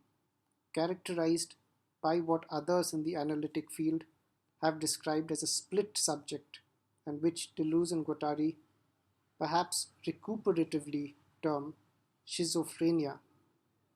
then the social transition which gives body to the expression of the symptom as such is that of feudalism to capitalism. This transition, however, as we learn, was already being wrestled with by Hegel himself, who lived in the times of the French Revolution, in its infancy, and Napoleonic France, whose wars he was witness to in frighteningly close proximity. Can we not make a case that it was Hegel then who invented the symptom in a presciently Marxist manner, to place it even more elementarily, if in the history of philosophy, since Aristotle all the way to Kant, the question of the singularity in the sense of the unity of the subject, its coherence, so to speak, and what the Christian mission spoke of as the soul, was understood to be self-identical. The philosopher who formally and with immense argumentative passion exhibits the contradictions in the law of identity is undoubtedly Hegel, the first truly historical philosopher, in the sense of a thinker who could rise above the constituted forces of his own moment and attempt to represent a tradition in which represent a transition in thought which was necessitated by developments as they were unfolding, developments which could not be encapsulated by the concept of the serf, who had to realize his independence, and ultimately which could not be contained by the ancient regime, which had to give way to a republic. The change of political orders, as it were, is also reflected in the bodies of literature produced in these periods, namely Fürstenspiegel, or literature of counsel for the ruling class, the word literally meaning mirrors for princes. This genre, as it were, perhaps exemplified in works such as Thomas Munster's Sermon to the Princes, may be thought of as a precursor to the disciplines of political economy and, of course, figures such as Adam Smith. This comparison between the two genres is central to the development of much literary criticism, and a task which would enable to better historicize the kinds of temporalities in practice, while also alerting us to the persistence of the medieval in the modern. Generically, it is important that we recognize Fürstenspiegel to be a canonical body, which is to be included in the literature of education, even if it does not always bear with it a narrative as the Bildungsroman did. It is still very much concerned with Bildung, or education. Also, a central reason why this passage, meditating on the genre of the Fürstenspiegel, seems to have been introduced was, of course, to compare it with what this theme is to become in political economy. Yet, centrally, it marks Hegel's awareness of the ceaseless reckoning of the modern with the medieval. Indeed, this would be what the later Marxists would come to call uneven development. The section on Hegel and Bakhtin even provide us what may be recognized as a prescient theory of discourses, beginning with characterizations of individual genres, such as the epic, in whose exaltation the modern form of individuality seems impossible, to the compilations of medieval parody, which accept, in turn, resist the other's word, heeding and ridiculing it, as it were. Instead of narrating Professor Cole's observations from Rabelais and his work, I would rather like to share with you another interesting continuation between the generic literature of the medieval ages and that of modernity, namely allegorical literature. This body of work, shedding its divine garbs, becomes infinitely more pliable in the hands of modern masters, even if the sense of miracle and morality plays from the English Middle Ages still lingers. Shakespeare,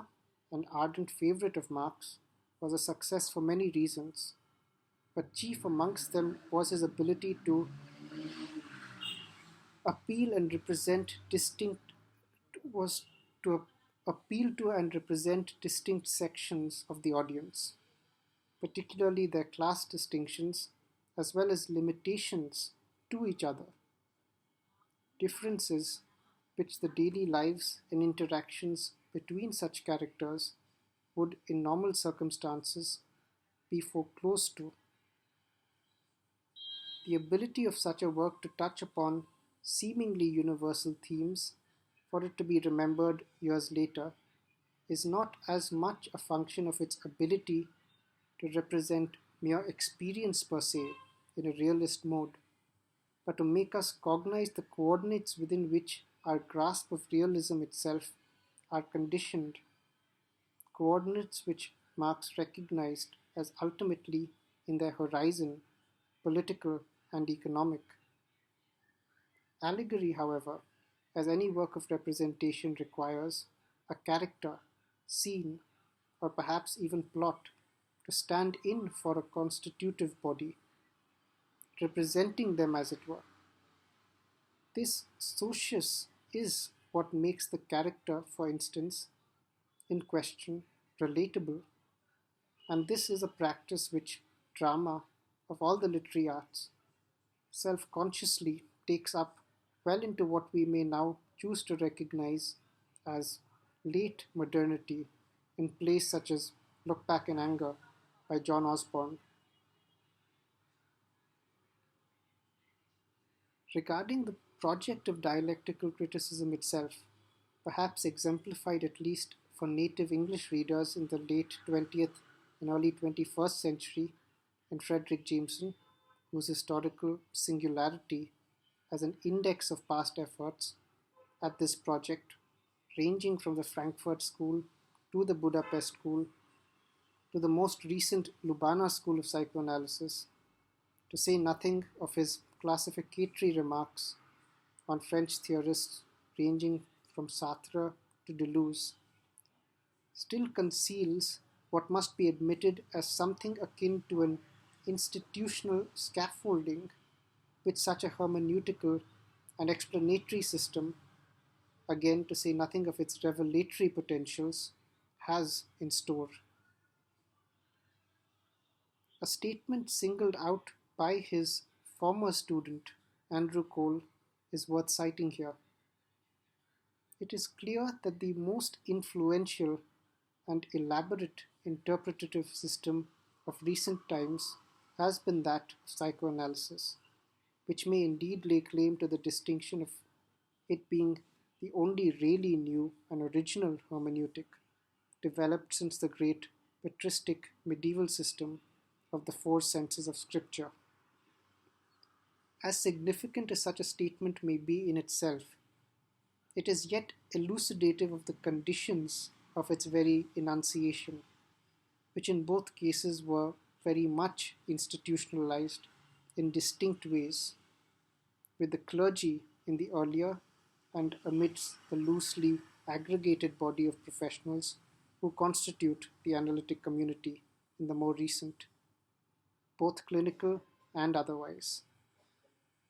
We must also state here that both these bodies are marked by schisms of historical significance, be it the Protestant Revolution or indeed Lacan's own break from the International Psychoanalytic Association.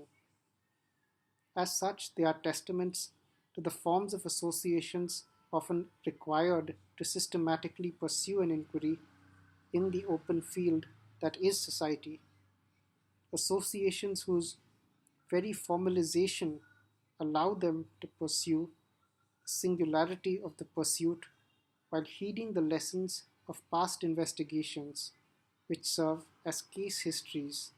chronicling symptoms and the conditions of their appearance, if this is not too limited of me. The point of historical criticism is never reducible to the mere historicization of or the contextualization of this or that event in the scale of things, though that certainly helps. To be able to appreciate how a movement in the development of a practice came to be what it is offers the vantage of knowing the forces which it seemed to be contending with, be they military, economic, political, or amorous, a fourfold model which, in its substituting of the military for the scientific, unfortunately in today's times, with the war in Ukraine, seems to be the only real progressive unfolding of the scientific pole which constituted one of Badiou's four conditions of philosophy. The possibility of placing the past, the present, and the future in their affective synchronicity permit for forms of mediation, or, dare I say, dialectical interventions, which can offer trajectories which these moments in themselves may not have been able to readily recognize. And in this sense, Jameson probably distills some of the Benjaminian legacy of brushing history against the grain to reveal what unthought possibilities lay dormant, seeds as it were, which may yet inform the present for the time to come. The Jamesonian gesture in the history of dialectical thought, if any such summary may be made, is one of ideological critique for certain, but it proceeds via unraveling the false consciousness inherent in any mystificatory model, an operation which we see was very much commonplace in the medieval ages as it appears to be in capitalist modernity. If via this we manage to unearth the utopian elements expressed in often newly emerging literary forms whose narratorial structure has to mutate to take into account changes in the mode of production, in the mode of experience, whose breaks often act as forerunners to those in the mode of production, then we may perhaps see his work of criticism in the light where it seems to be most willingly received these days, that is, as an archaeology of the history of consciousness. The work of literature in itself is often the product of a literary, if not poetic, imagination, a way in which figure and allegory are often drawn on by an author to stand in for certain influences, be they associational or obfuscated, in the lived experiences they draw on. Where does that leave historical interpretation if we were to persist with Professor Cole's reading of Hegel within the problematic of historical and literary interpretation? This in itself is not a novel question, and William von Humboldt as well as von Ranke would have their own digs at it. Admittedly, even the latter would see literature and philosophy as perhaps informing historiography, but not tethered to the real as strongly as to the ideal. As such, these influences were to inform the process of history writing, which was to be staid and strictly prosaic, a form of narration, as it were,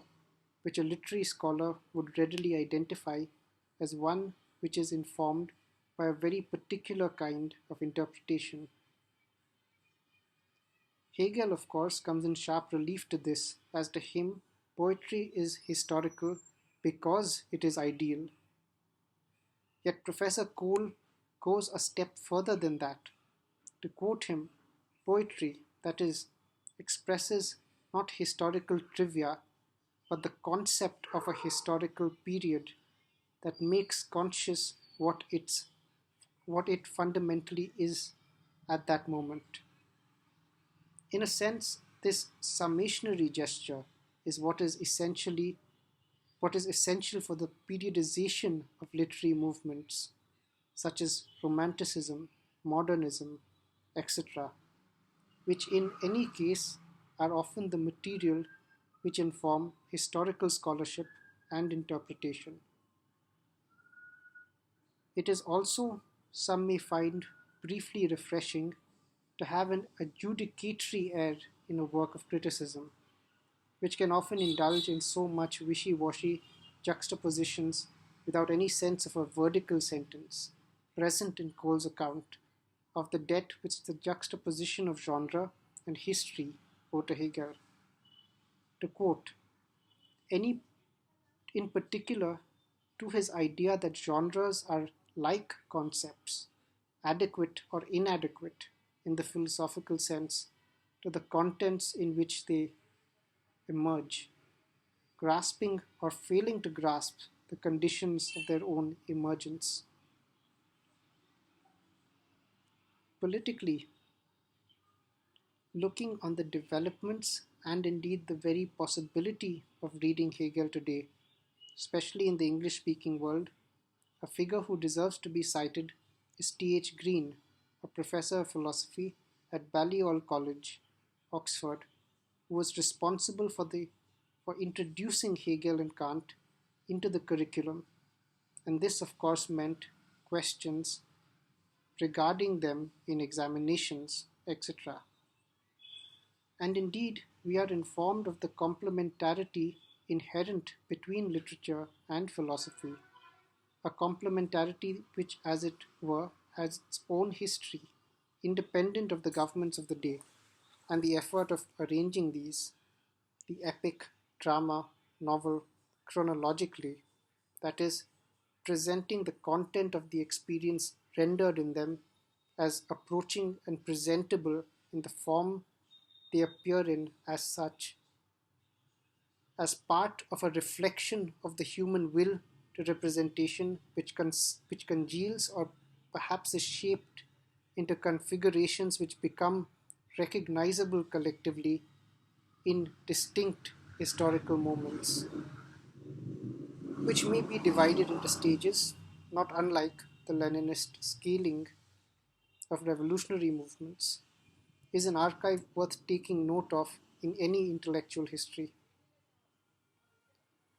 This nascent movement towards what is unmistakably genre criticism, a trajectory which Fredric Jameson were to inherit, owes this debt of initiation to T.H. Green. We are also introduced to Bosanquet, a student of Green who wrote a rather unfashionably titled History of Aesthetic in 1892, going against the grain of much British philosophy at the time, yet a crucial stepping stone for the beginning of historicizing genre criticism, and hence moving out of their reception from essentially idealized, even if emotively sensitive, categories such as those used by Aristotle in a similarly titled work, or the Indian theory of rasa for that matter. I think today we may be able to see how there is a subversive edge to aesthetic theories which seemingly intrude on the more staid questions of ethics, if not the stately ones in politics. It also reintroduces what was essentially a defining feature in any rhetorical operation, the art of solicitation, a matter which most salesmen would readily agree with, and perhaps for these very reasons, a mode of observation and inquiry which traditionally did not find place in what must still have been a very much Victorian England. Let us be clear here. When we are referring to genre, This is done not to invoke it as some kind of jurisdiction, though the practices and body of work which may be recognized as the detective novel, for instance, may yet be summatable into a fixed set of tropes and accompanying plot details which may be discernible in such works, irrespective of the media of its appearance in, rather like a signature, if not tracks. It is important that we identify this, for as is commonplacedly known today in the information age, it is knowledge itself which forms a commons in almost all major industries. And I think Elinor Ostrom may have been recognized in the discipline for her contributions to this very argument, particularly in the way internet businesses today encroach on content already shared in public domain sites, much like the enclosure movements of the commons in yesteryears. But to return to our phenomenology, and especially its unique Hegelian inflections, I'd like to offer a quote from Cole's book. There needs to be, again, mediation to counter any assumption about immediacy and presence, whereby history, always present in a work as a kind of content, can be illuminated by way of explanation from the outside.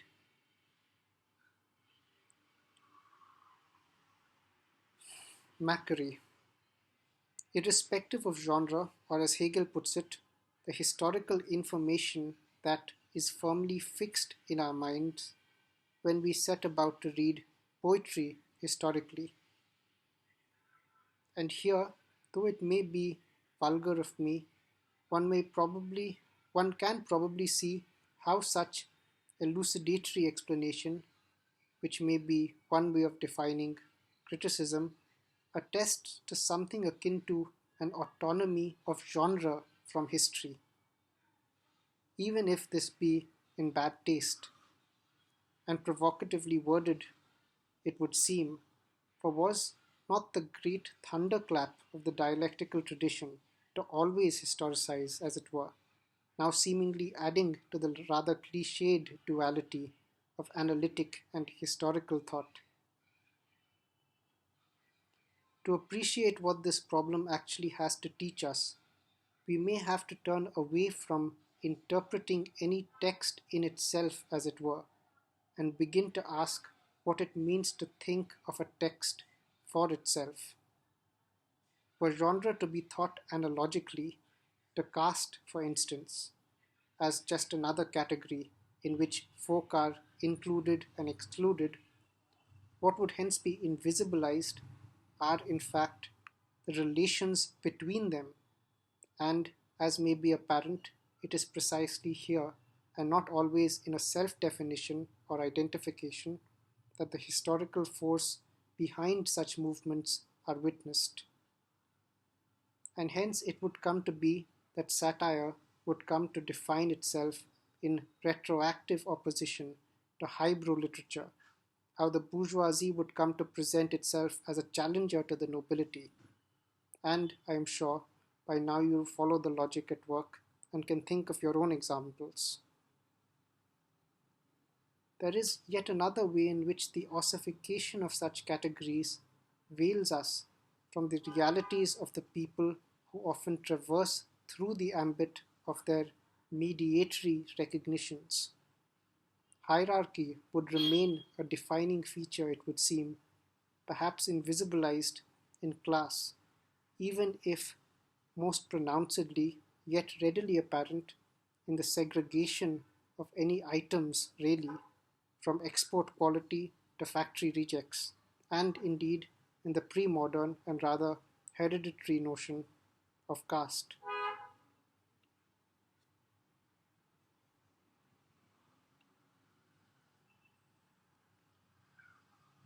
It was Ambedkar, the constitutionalist and great anti-caste champion from India, who actually noticed that regarding the struggle for intersubjective recognition, often a function of the ability of those practicing an occupation to unionize in any case,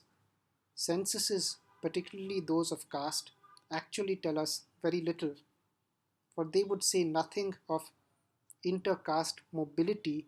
unless a compendium of historical changes in the censuses were to be compared, and even here the account would be one of statistical inference. Nothing bespeaks hierarchy as strongly or attests to the will to overcome it than the struggle of mobility witnessed than the struggle of mobility within these categories, which indeed represent forms of address, affiliation, practices, and terms of employment. Indeed, today, following Jameson's rather Hegelian reading of literary criticism, to say nothing of the psychoanalytical lexicon, we may be inclined to read both history and literature as symptoms, per one to entertain some anti foundationalism so fashionable among various readings, if not misreadings, of that body of work, often recognized in America as post structuralism. This would be an admittedly post Marxist reading, and I doubt whether Fredric Jameson would entertain it himself, for it risks reifying genre from history. Or so it may appear, for history itself, now as in the 19th century, is a function of historiography, a minor dawning which various official and canonical historians are coming to terms with today, perhaps not without some influence from the subaltern school. And as such, we may be tempted to think of it as perhaps the 19th century's form of expression, which in modernity per se may assume the form of literature, an interpretation which Macquarie would do much to provide a clear-eyed perspective into. The only missing piece in this picture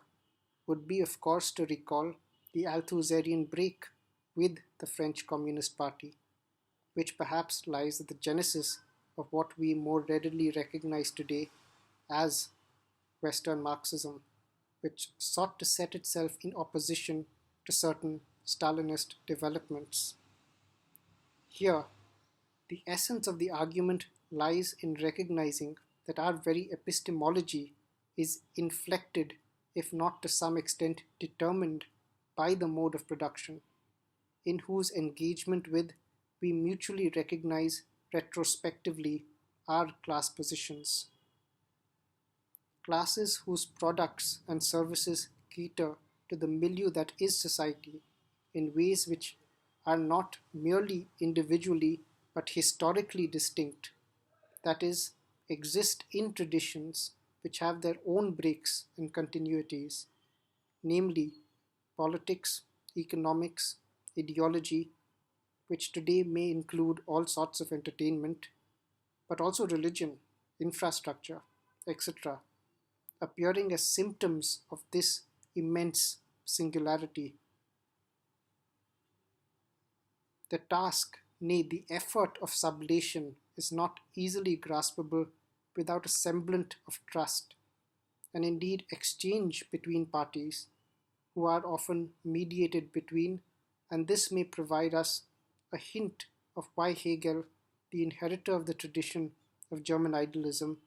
were to take an interest in British political economy and Adam Smith. For forms of mediation contingent on the mode of production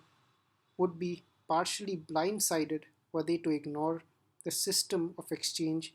contingent on the mode of production in any historical moment. Sublation itself, however, as it were, is not mere recognition but a comprehension of the requirement for a product to assume via its own negation a kind of adequacy which can perhaps yet be best described as a kind of form, even if, or rather particularly, when we do not as of yet have a name for it. This is when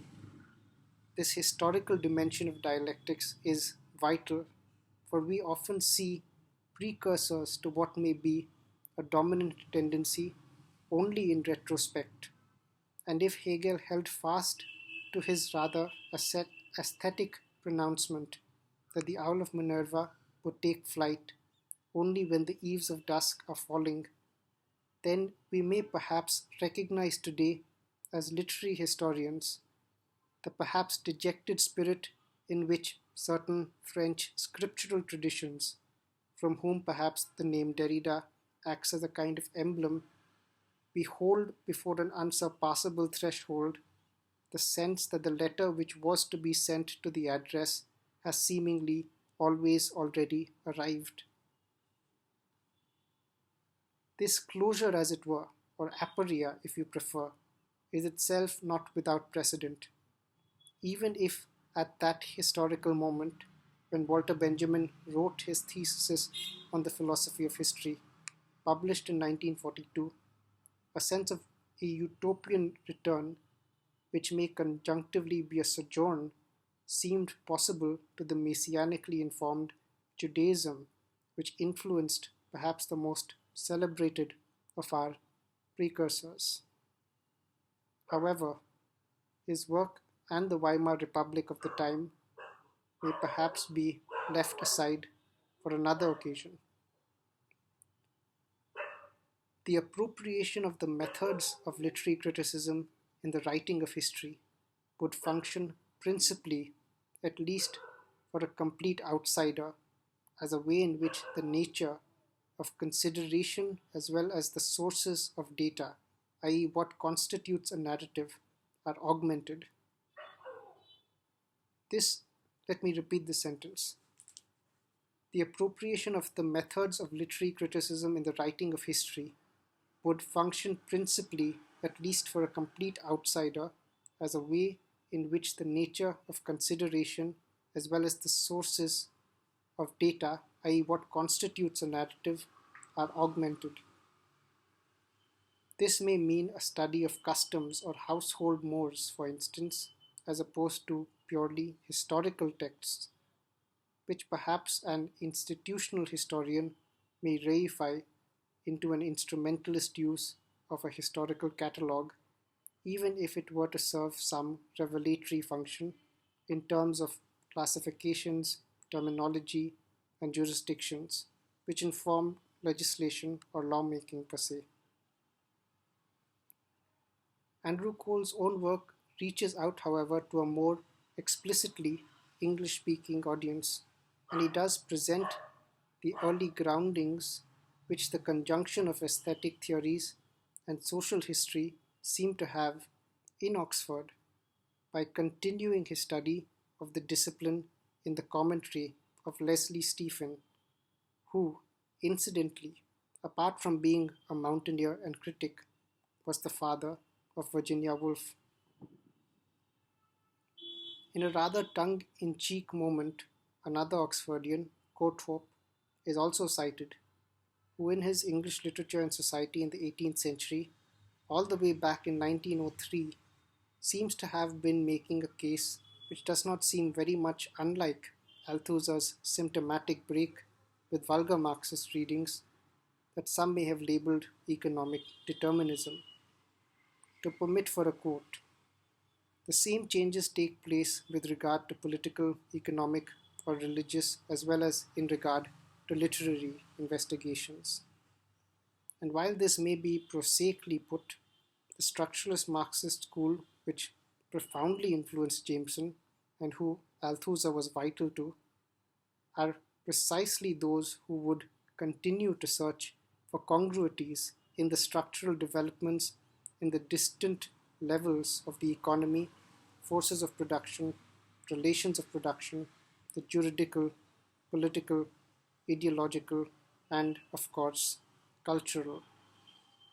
In more recent times, followers of the Lubana school of psychoanalysis, for instance, may recognize this gesture in Zizek's use of the concept of a homology, that is, a structural similarity observable discretely and having distinct origins, a concept he borrows from biology, where it was originally used to account for how distinct species managed to evolve such similar organs. Jameson himself, however, would attempt to think these interrelationalities that may be structurally similar, that is, conceptually nameable between the economic and aesthetic registers, the latter including art but also cuisine, well into the second decade of the 21st century. And here, for partly selfish reasons, I must cite his lecture, The Aesthetics of Singularity, Time and Event in the Conditions of Postmodernity, delivered at Johannes Gutenberg University of Mainz at their annual George Forster lecture in 2012. Again, returning briefly to the history of criticism in the English-speaking world, another figure worth citing and who we are introduced to by the text is Vida Dutton Scudder, a rare Oxford Hegelian who tried to produce a social text via the wedding of literary and social history. Significantly, she was also one of the first American women to be educated at the university, and I suppose, paradoxically, went on to become both a saint at the Episcopal Church and an icon in the history of lesbian intellectuals. She was also an organizer for the Women's Trade Union League. In keeping with some strands of Christian socialism, she refused to ventriloquize Ruskin and Arnold's orientation of culture for the working classes and would rather insist that art knows no class. Rather than drawing on theories of political economists, she would insist on collective experience to inflect a socially informed criticism. And regarding the criticism itself, for her, this would lead to a collective experience which is not only synchronous, as Professor Cole tells us, but also transhistorical, daring, as it were, to draw together the medieval and the modern. What mattered for these British Hegelians was not a systematic ontology of spirit, as provided by Hegel, but a decidedly more political orientation, which sought to chart a line of progress to more adequate forms of narration, and socially to more just forms of government. It was also, however, a matter of an author seeking soul, as we are told, and we should recall that this was a period where the circulation of print culture was much more diminished than it is presently.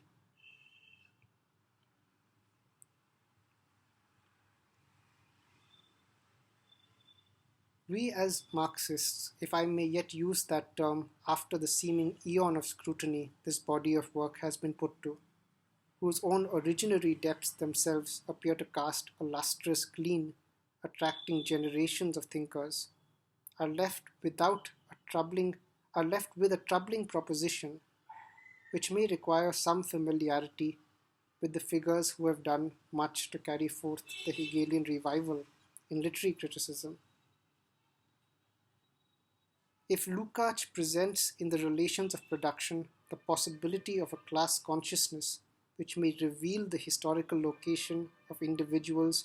vis-à-vis each other, perhaps presentable in the historical novel, which can replace the epic as an index of a time, which breaks into what we yet dare to call modernity, and if Althusser is viewed as a response to this by highlighting the struggle in forms of organization and their reciprocally indicative, if not determinative, relation to the mode of production, and Macquarie is placed as some mediating yet medieval synthesis of the latter's deadlocks and the former's syncretism, which yet remains concrete, then perhaps at the cost of, if not as a result of this rather caricatured triad, dialectical criticism is at an end. Is there a possible and here properly postmodern future for the dialectic in Jameson's efforts to resuscitate the assimilatory tendencies of medieval monasteries in their revival of classical learning, and consequently the dialectic as evinced in archaeologies of the future? This is a question which Cole is led to consider as we confront what is referred to as figuration as opposed to conceptualities. And here I must profess my own ignorance of the matter, even whether they form anything like an antinomy at all, unless, that is, we were to interpret figure as image. And here we are perhaps at the surface, where it must be admitted that at its nascency, which here may also be read as its most underdeveloped form, philosophy touches art as the concept in any dialectical operation meets its other. In the work of literary history, which Professor Cole bequeaths to us, a periodizing gesture is discernible. The movement, a Hegelian revival in literary theory, beginning with Bosanquet's Courthope and Scudder at Oxford, and of course the latter much more famous Frankfurt School. The nations and contexts which divide these two groups are of course telling, and perhaps it is not imprudent of me to read in the former Christian socialists and in their resistance to conceptual thought, particularly the efforts of its systematization in favor of the liberality afforded in literature, a lack of appreciation for the reasons why Hegel and perhaps more orthodox Hegelians had to think conceptually, placing this privileged medium as opposed to picture thinking, a task we will do well to recall even Wittgenstein struggled with in his later years. At the risk of sharing too much, I would also commend the acuity of Andrew Cole's reading of Jameson,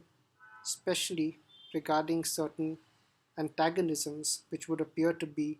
immanent to the dialectical tradition itself. How much value, for instance, is one to accord to figuration, as elucidative it could be in potential? Also, is there perhaps a correlate to the literary method of reading history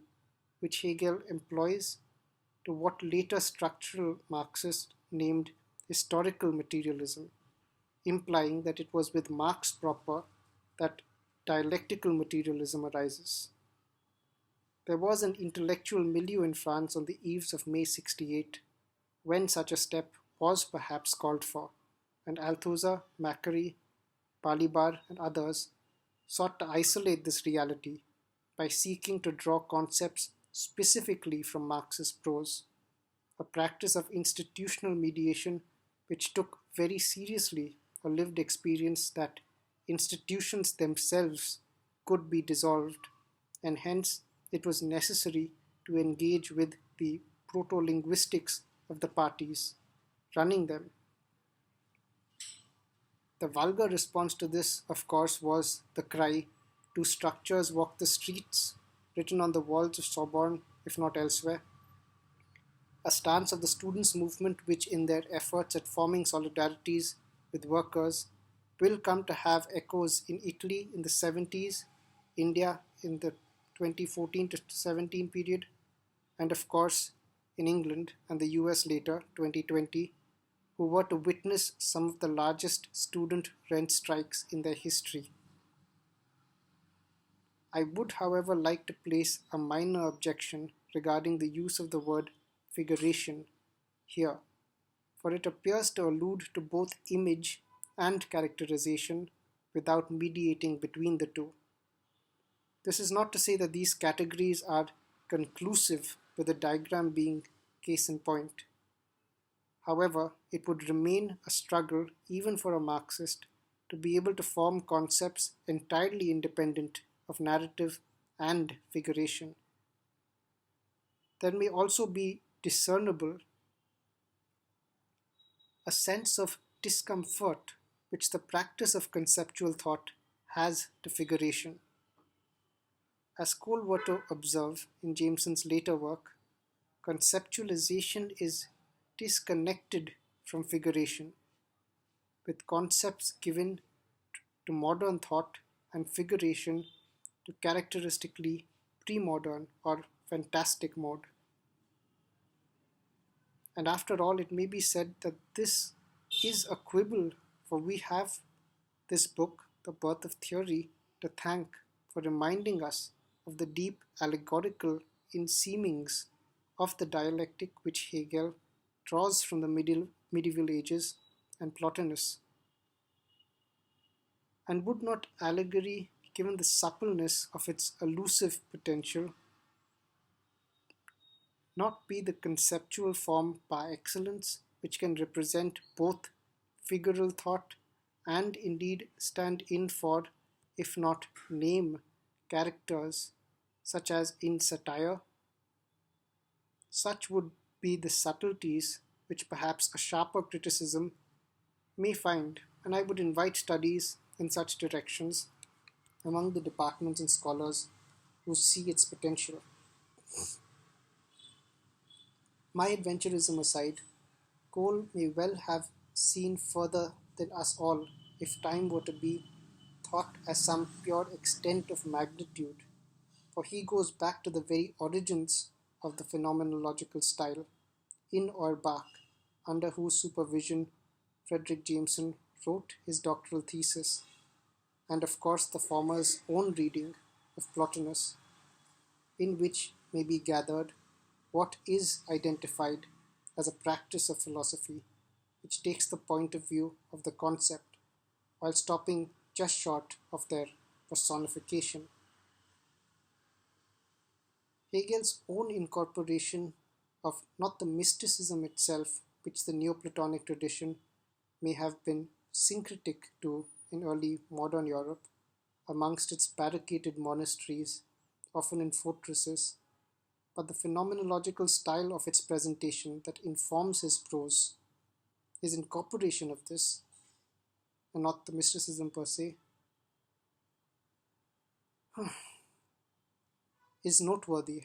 and perhaps any true genealogist may some day care to notice such insights, unless, of course, a dialectician has already beaten them to it. As for the phenomenology of spirit itself, that great masterwork which seemingly culminates the period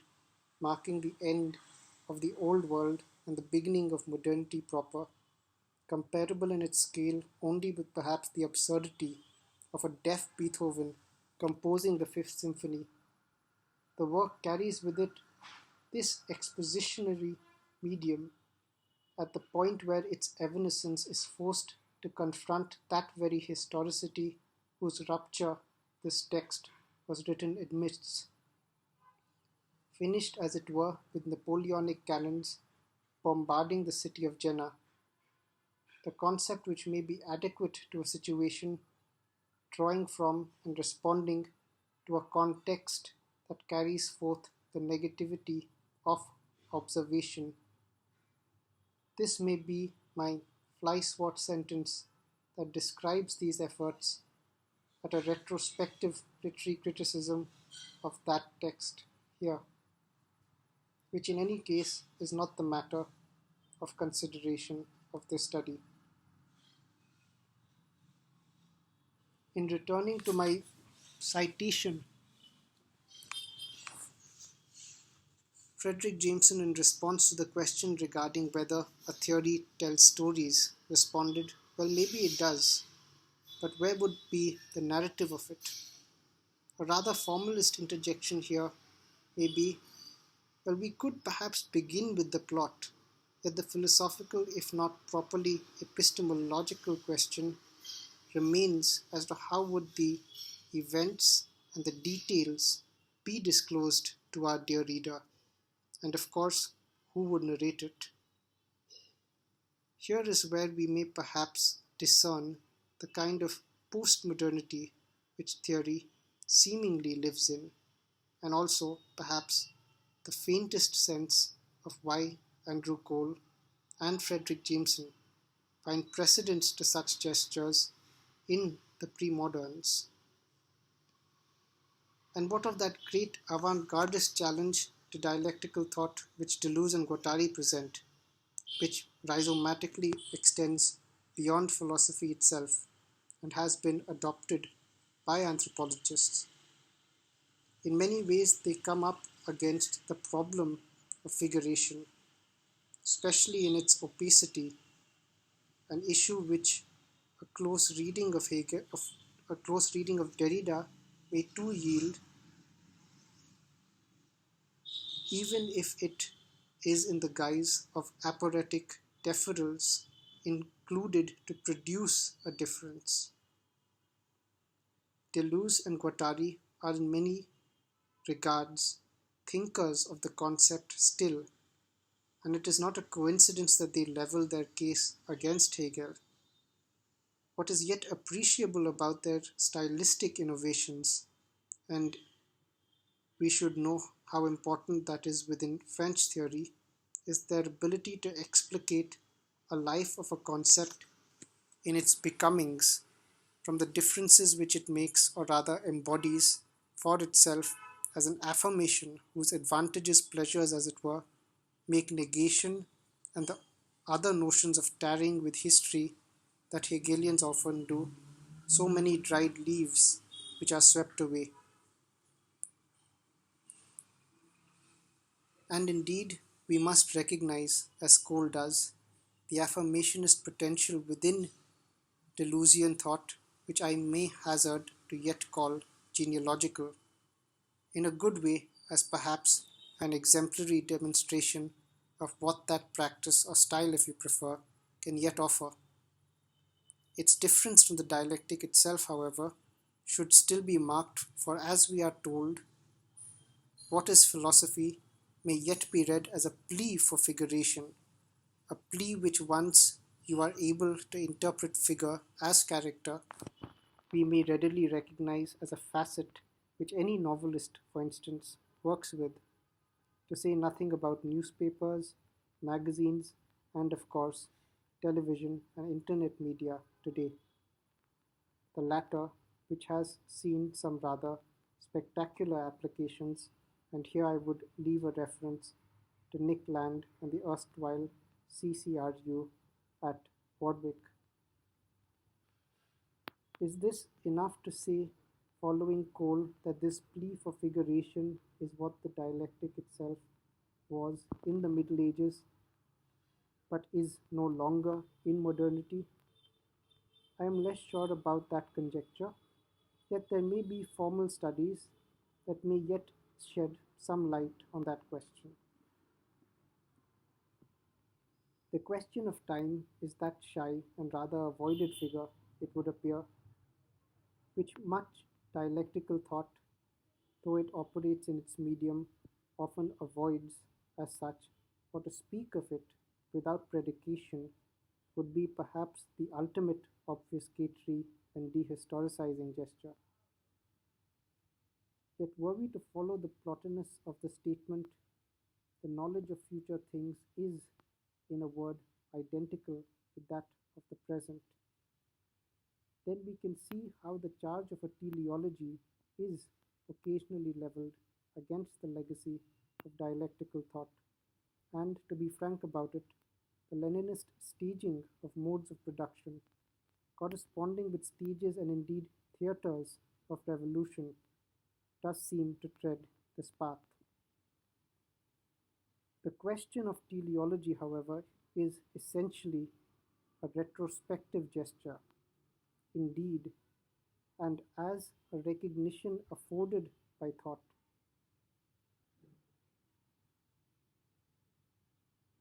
To think of purpose undialectically would be to ignore the past and to ignore the work of the very traditions which make possible. Just a moment. Resuming.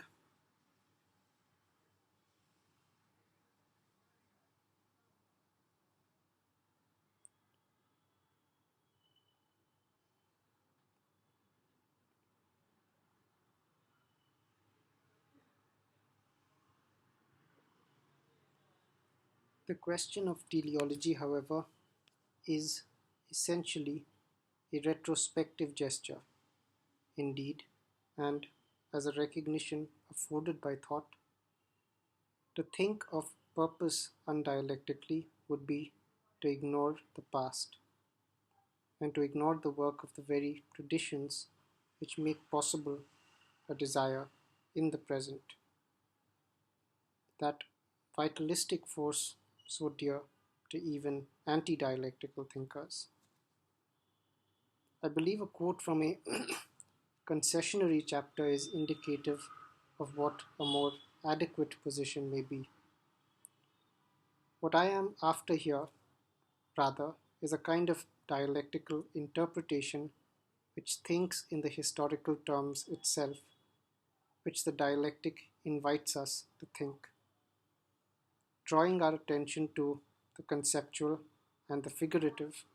relays between the past and present, in which retrospection is not modernizing or condescending of the past as it presents itself to us in its telos, the present, but instead a way of acknowledging where the past figuratively exceeds its own time and space, its own concept to make a future for itself in our own time, a past demanding recognition now. A small aside may be placed here, which in some ways links the Jamesonian and Cole's approach to what may broadly be described as the spatialization of the dialectic, amidst a phenomena which is both a product of and a critique to Jameson's work in this field. That is the disappearance of time. For figuration, whatever else it may be, as has been indicated by the examples here, is necessarily spatial, unlike narrative, chronology, or repetition, and in this sense is something akin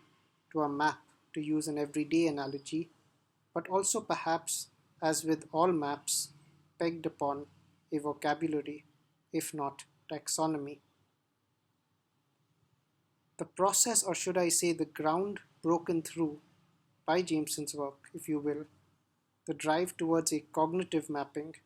is a procedure which, as we may have indicated, works with allegory, figural, national, but above all, narratorial. But what may this mean when the question of world making itself is at stake? As any science fiction writer, for instance, has no doubt come up against. This is where Cole acknowledges the Heideggerian concepts of ready to hand and present to hand, which here indicates the presence of totalities to us in our working with them, and the occasions when they break down and hence require our attention or care. A movement or duality, as it were, which history writing, and indeed institutions, incessantly come up against. Though I fear here I would be truly extending the capacities of this study, and it would be best to break off my considerations.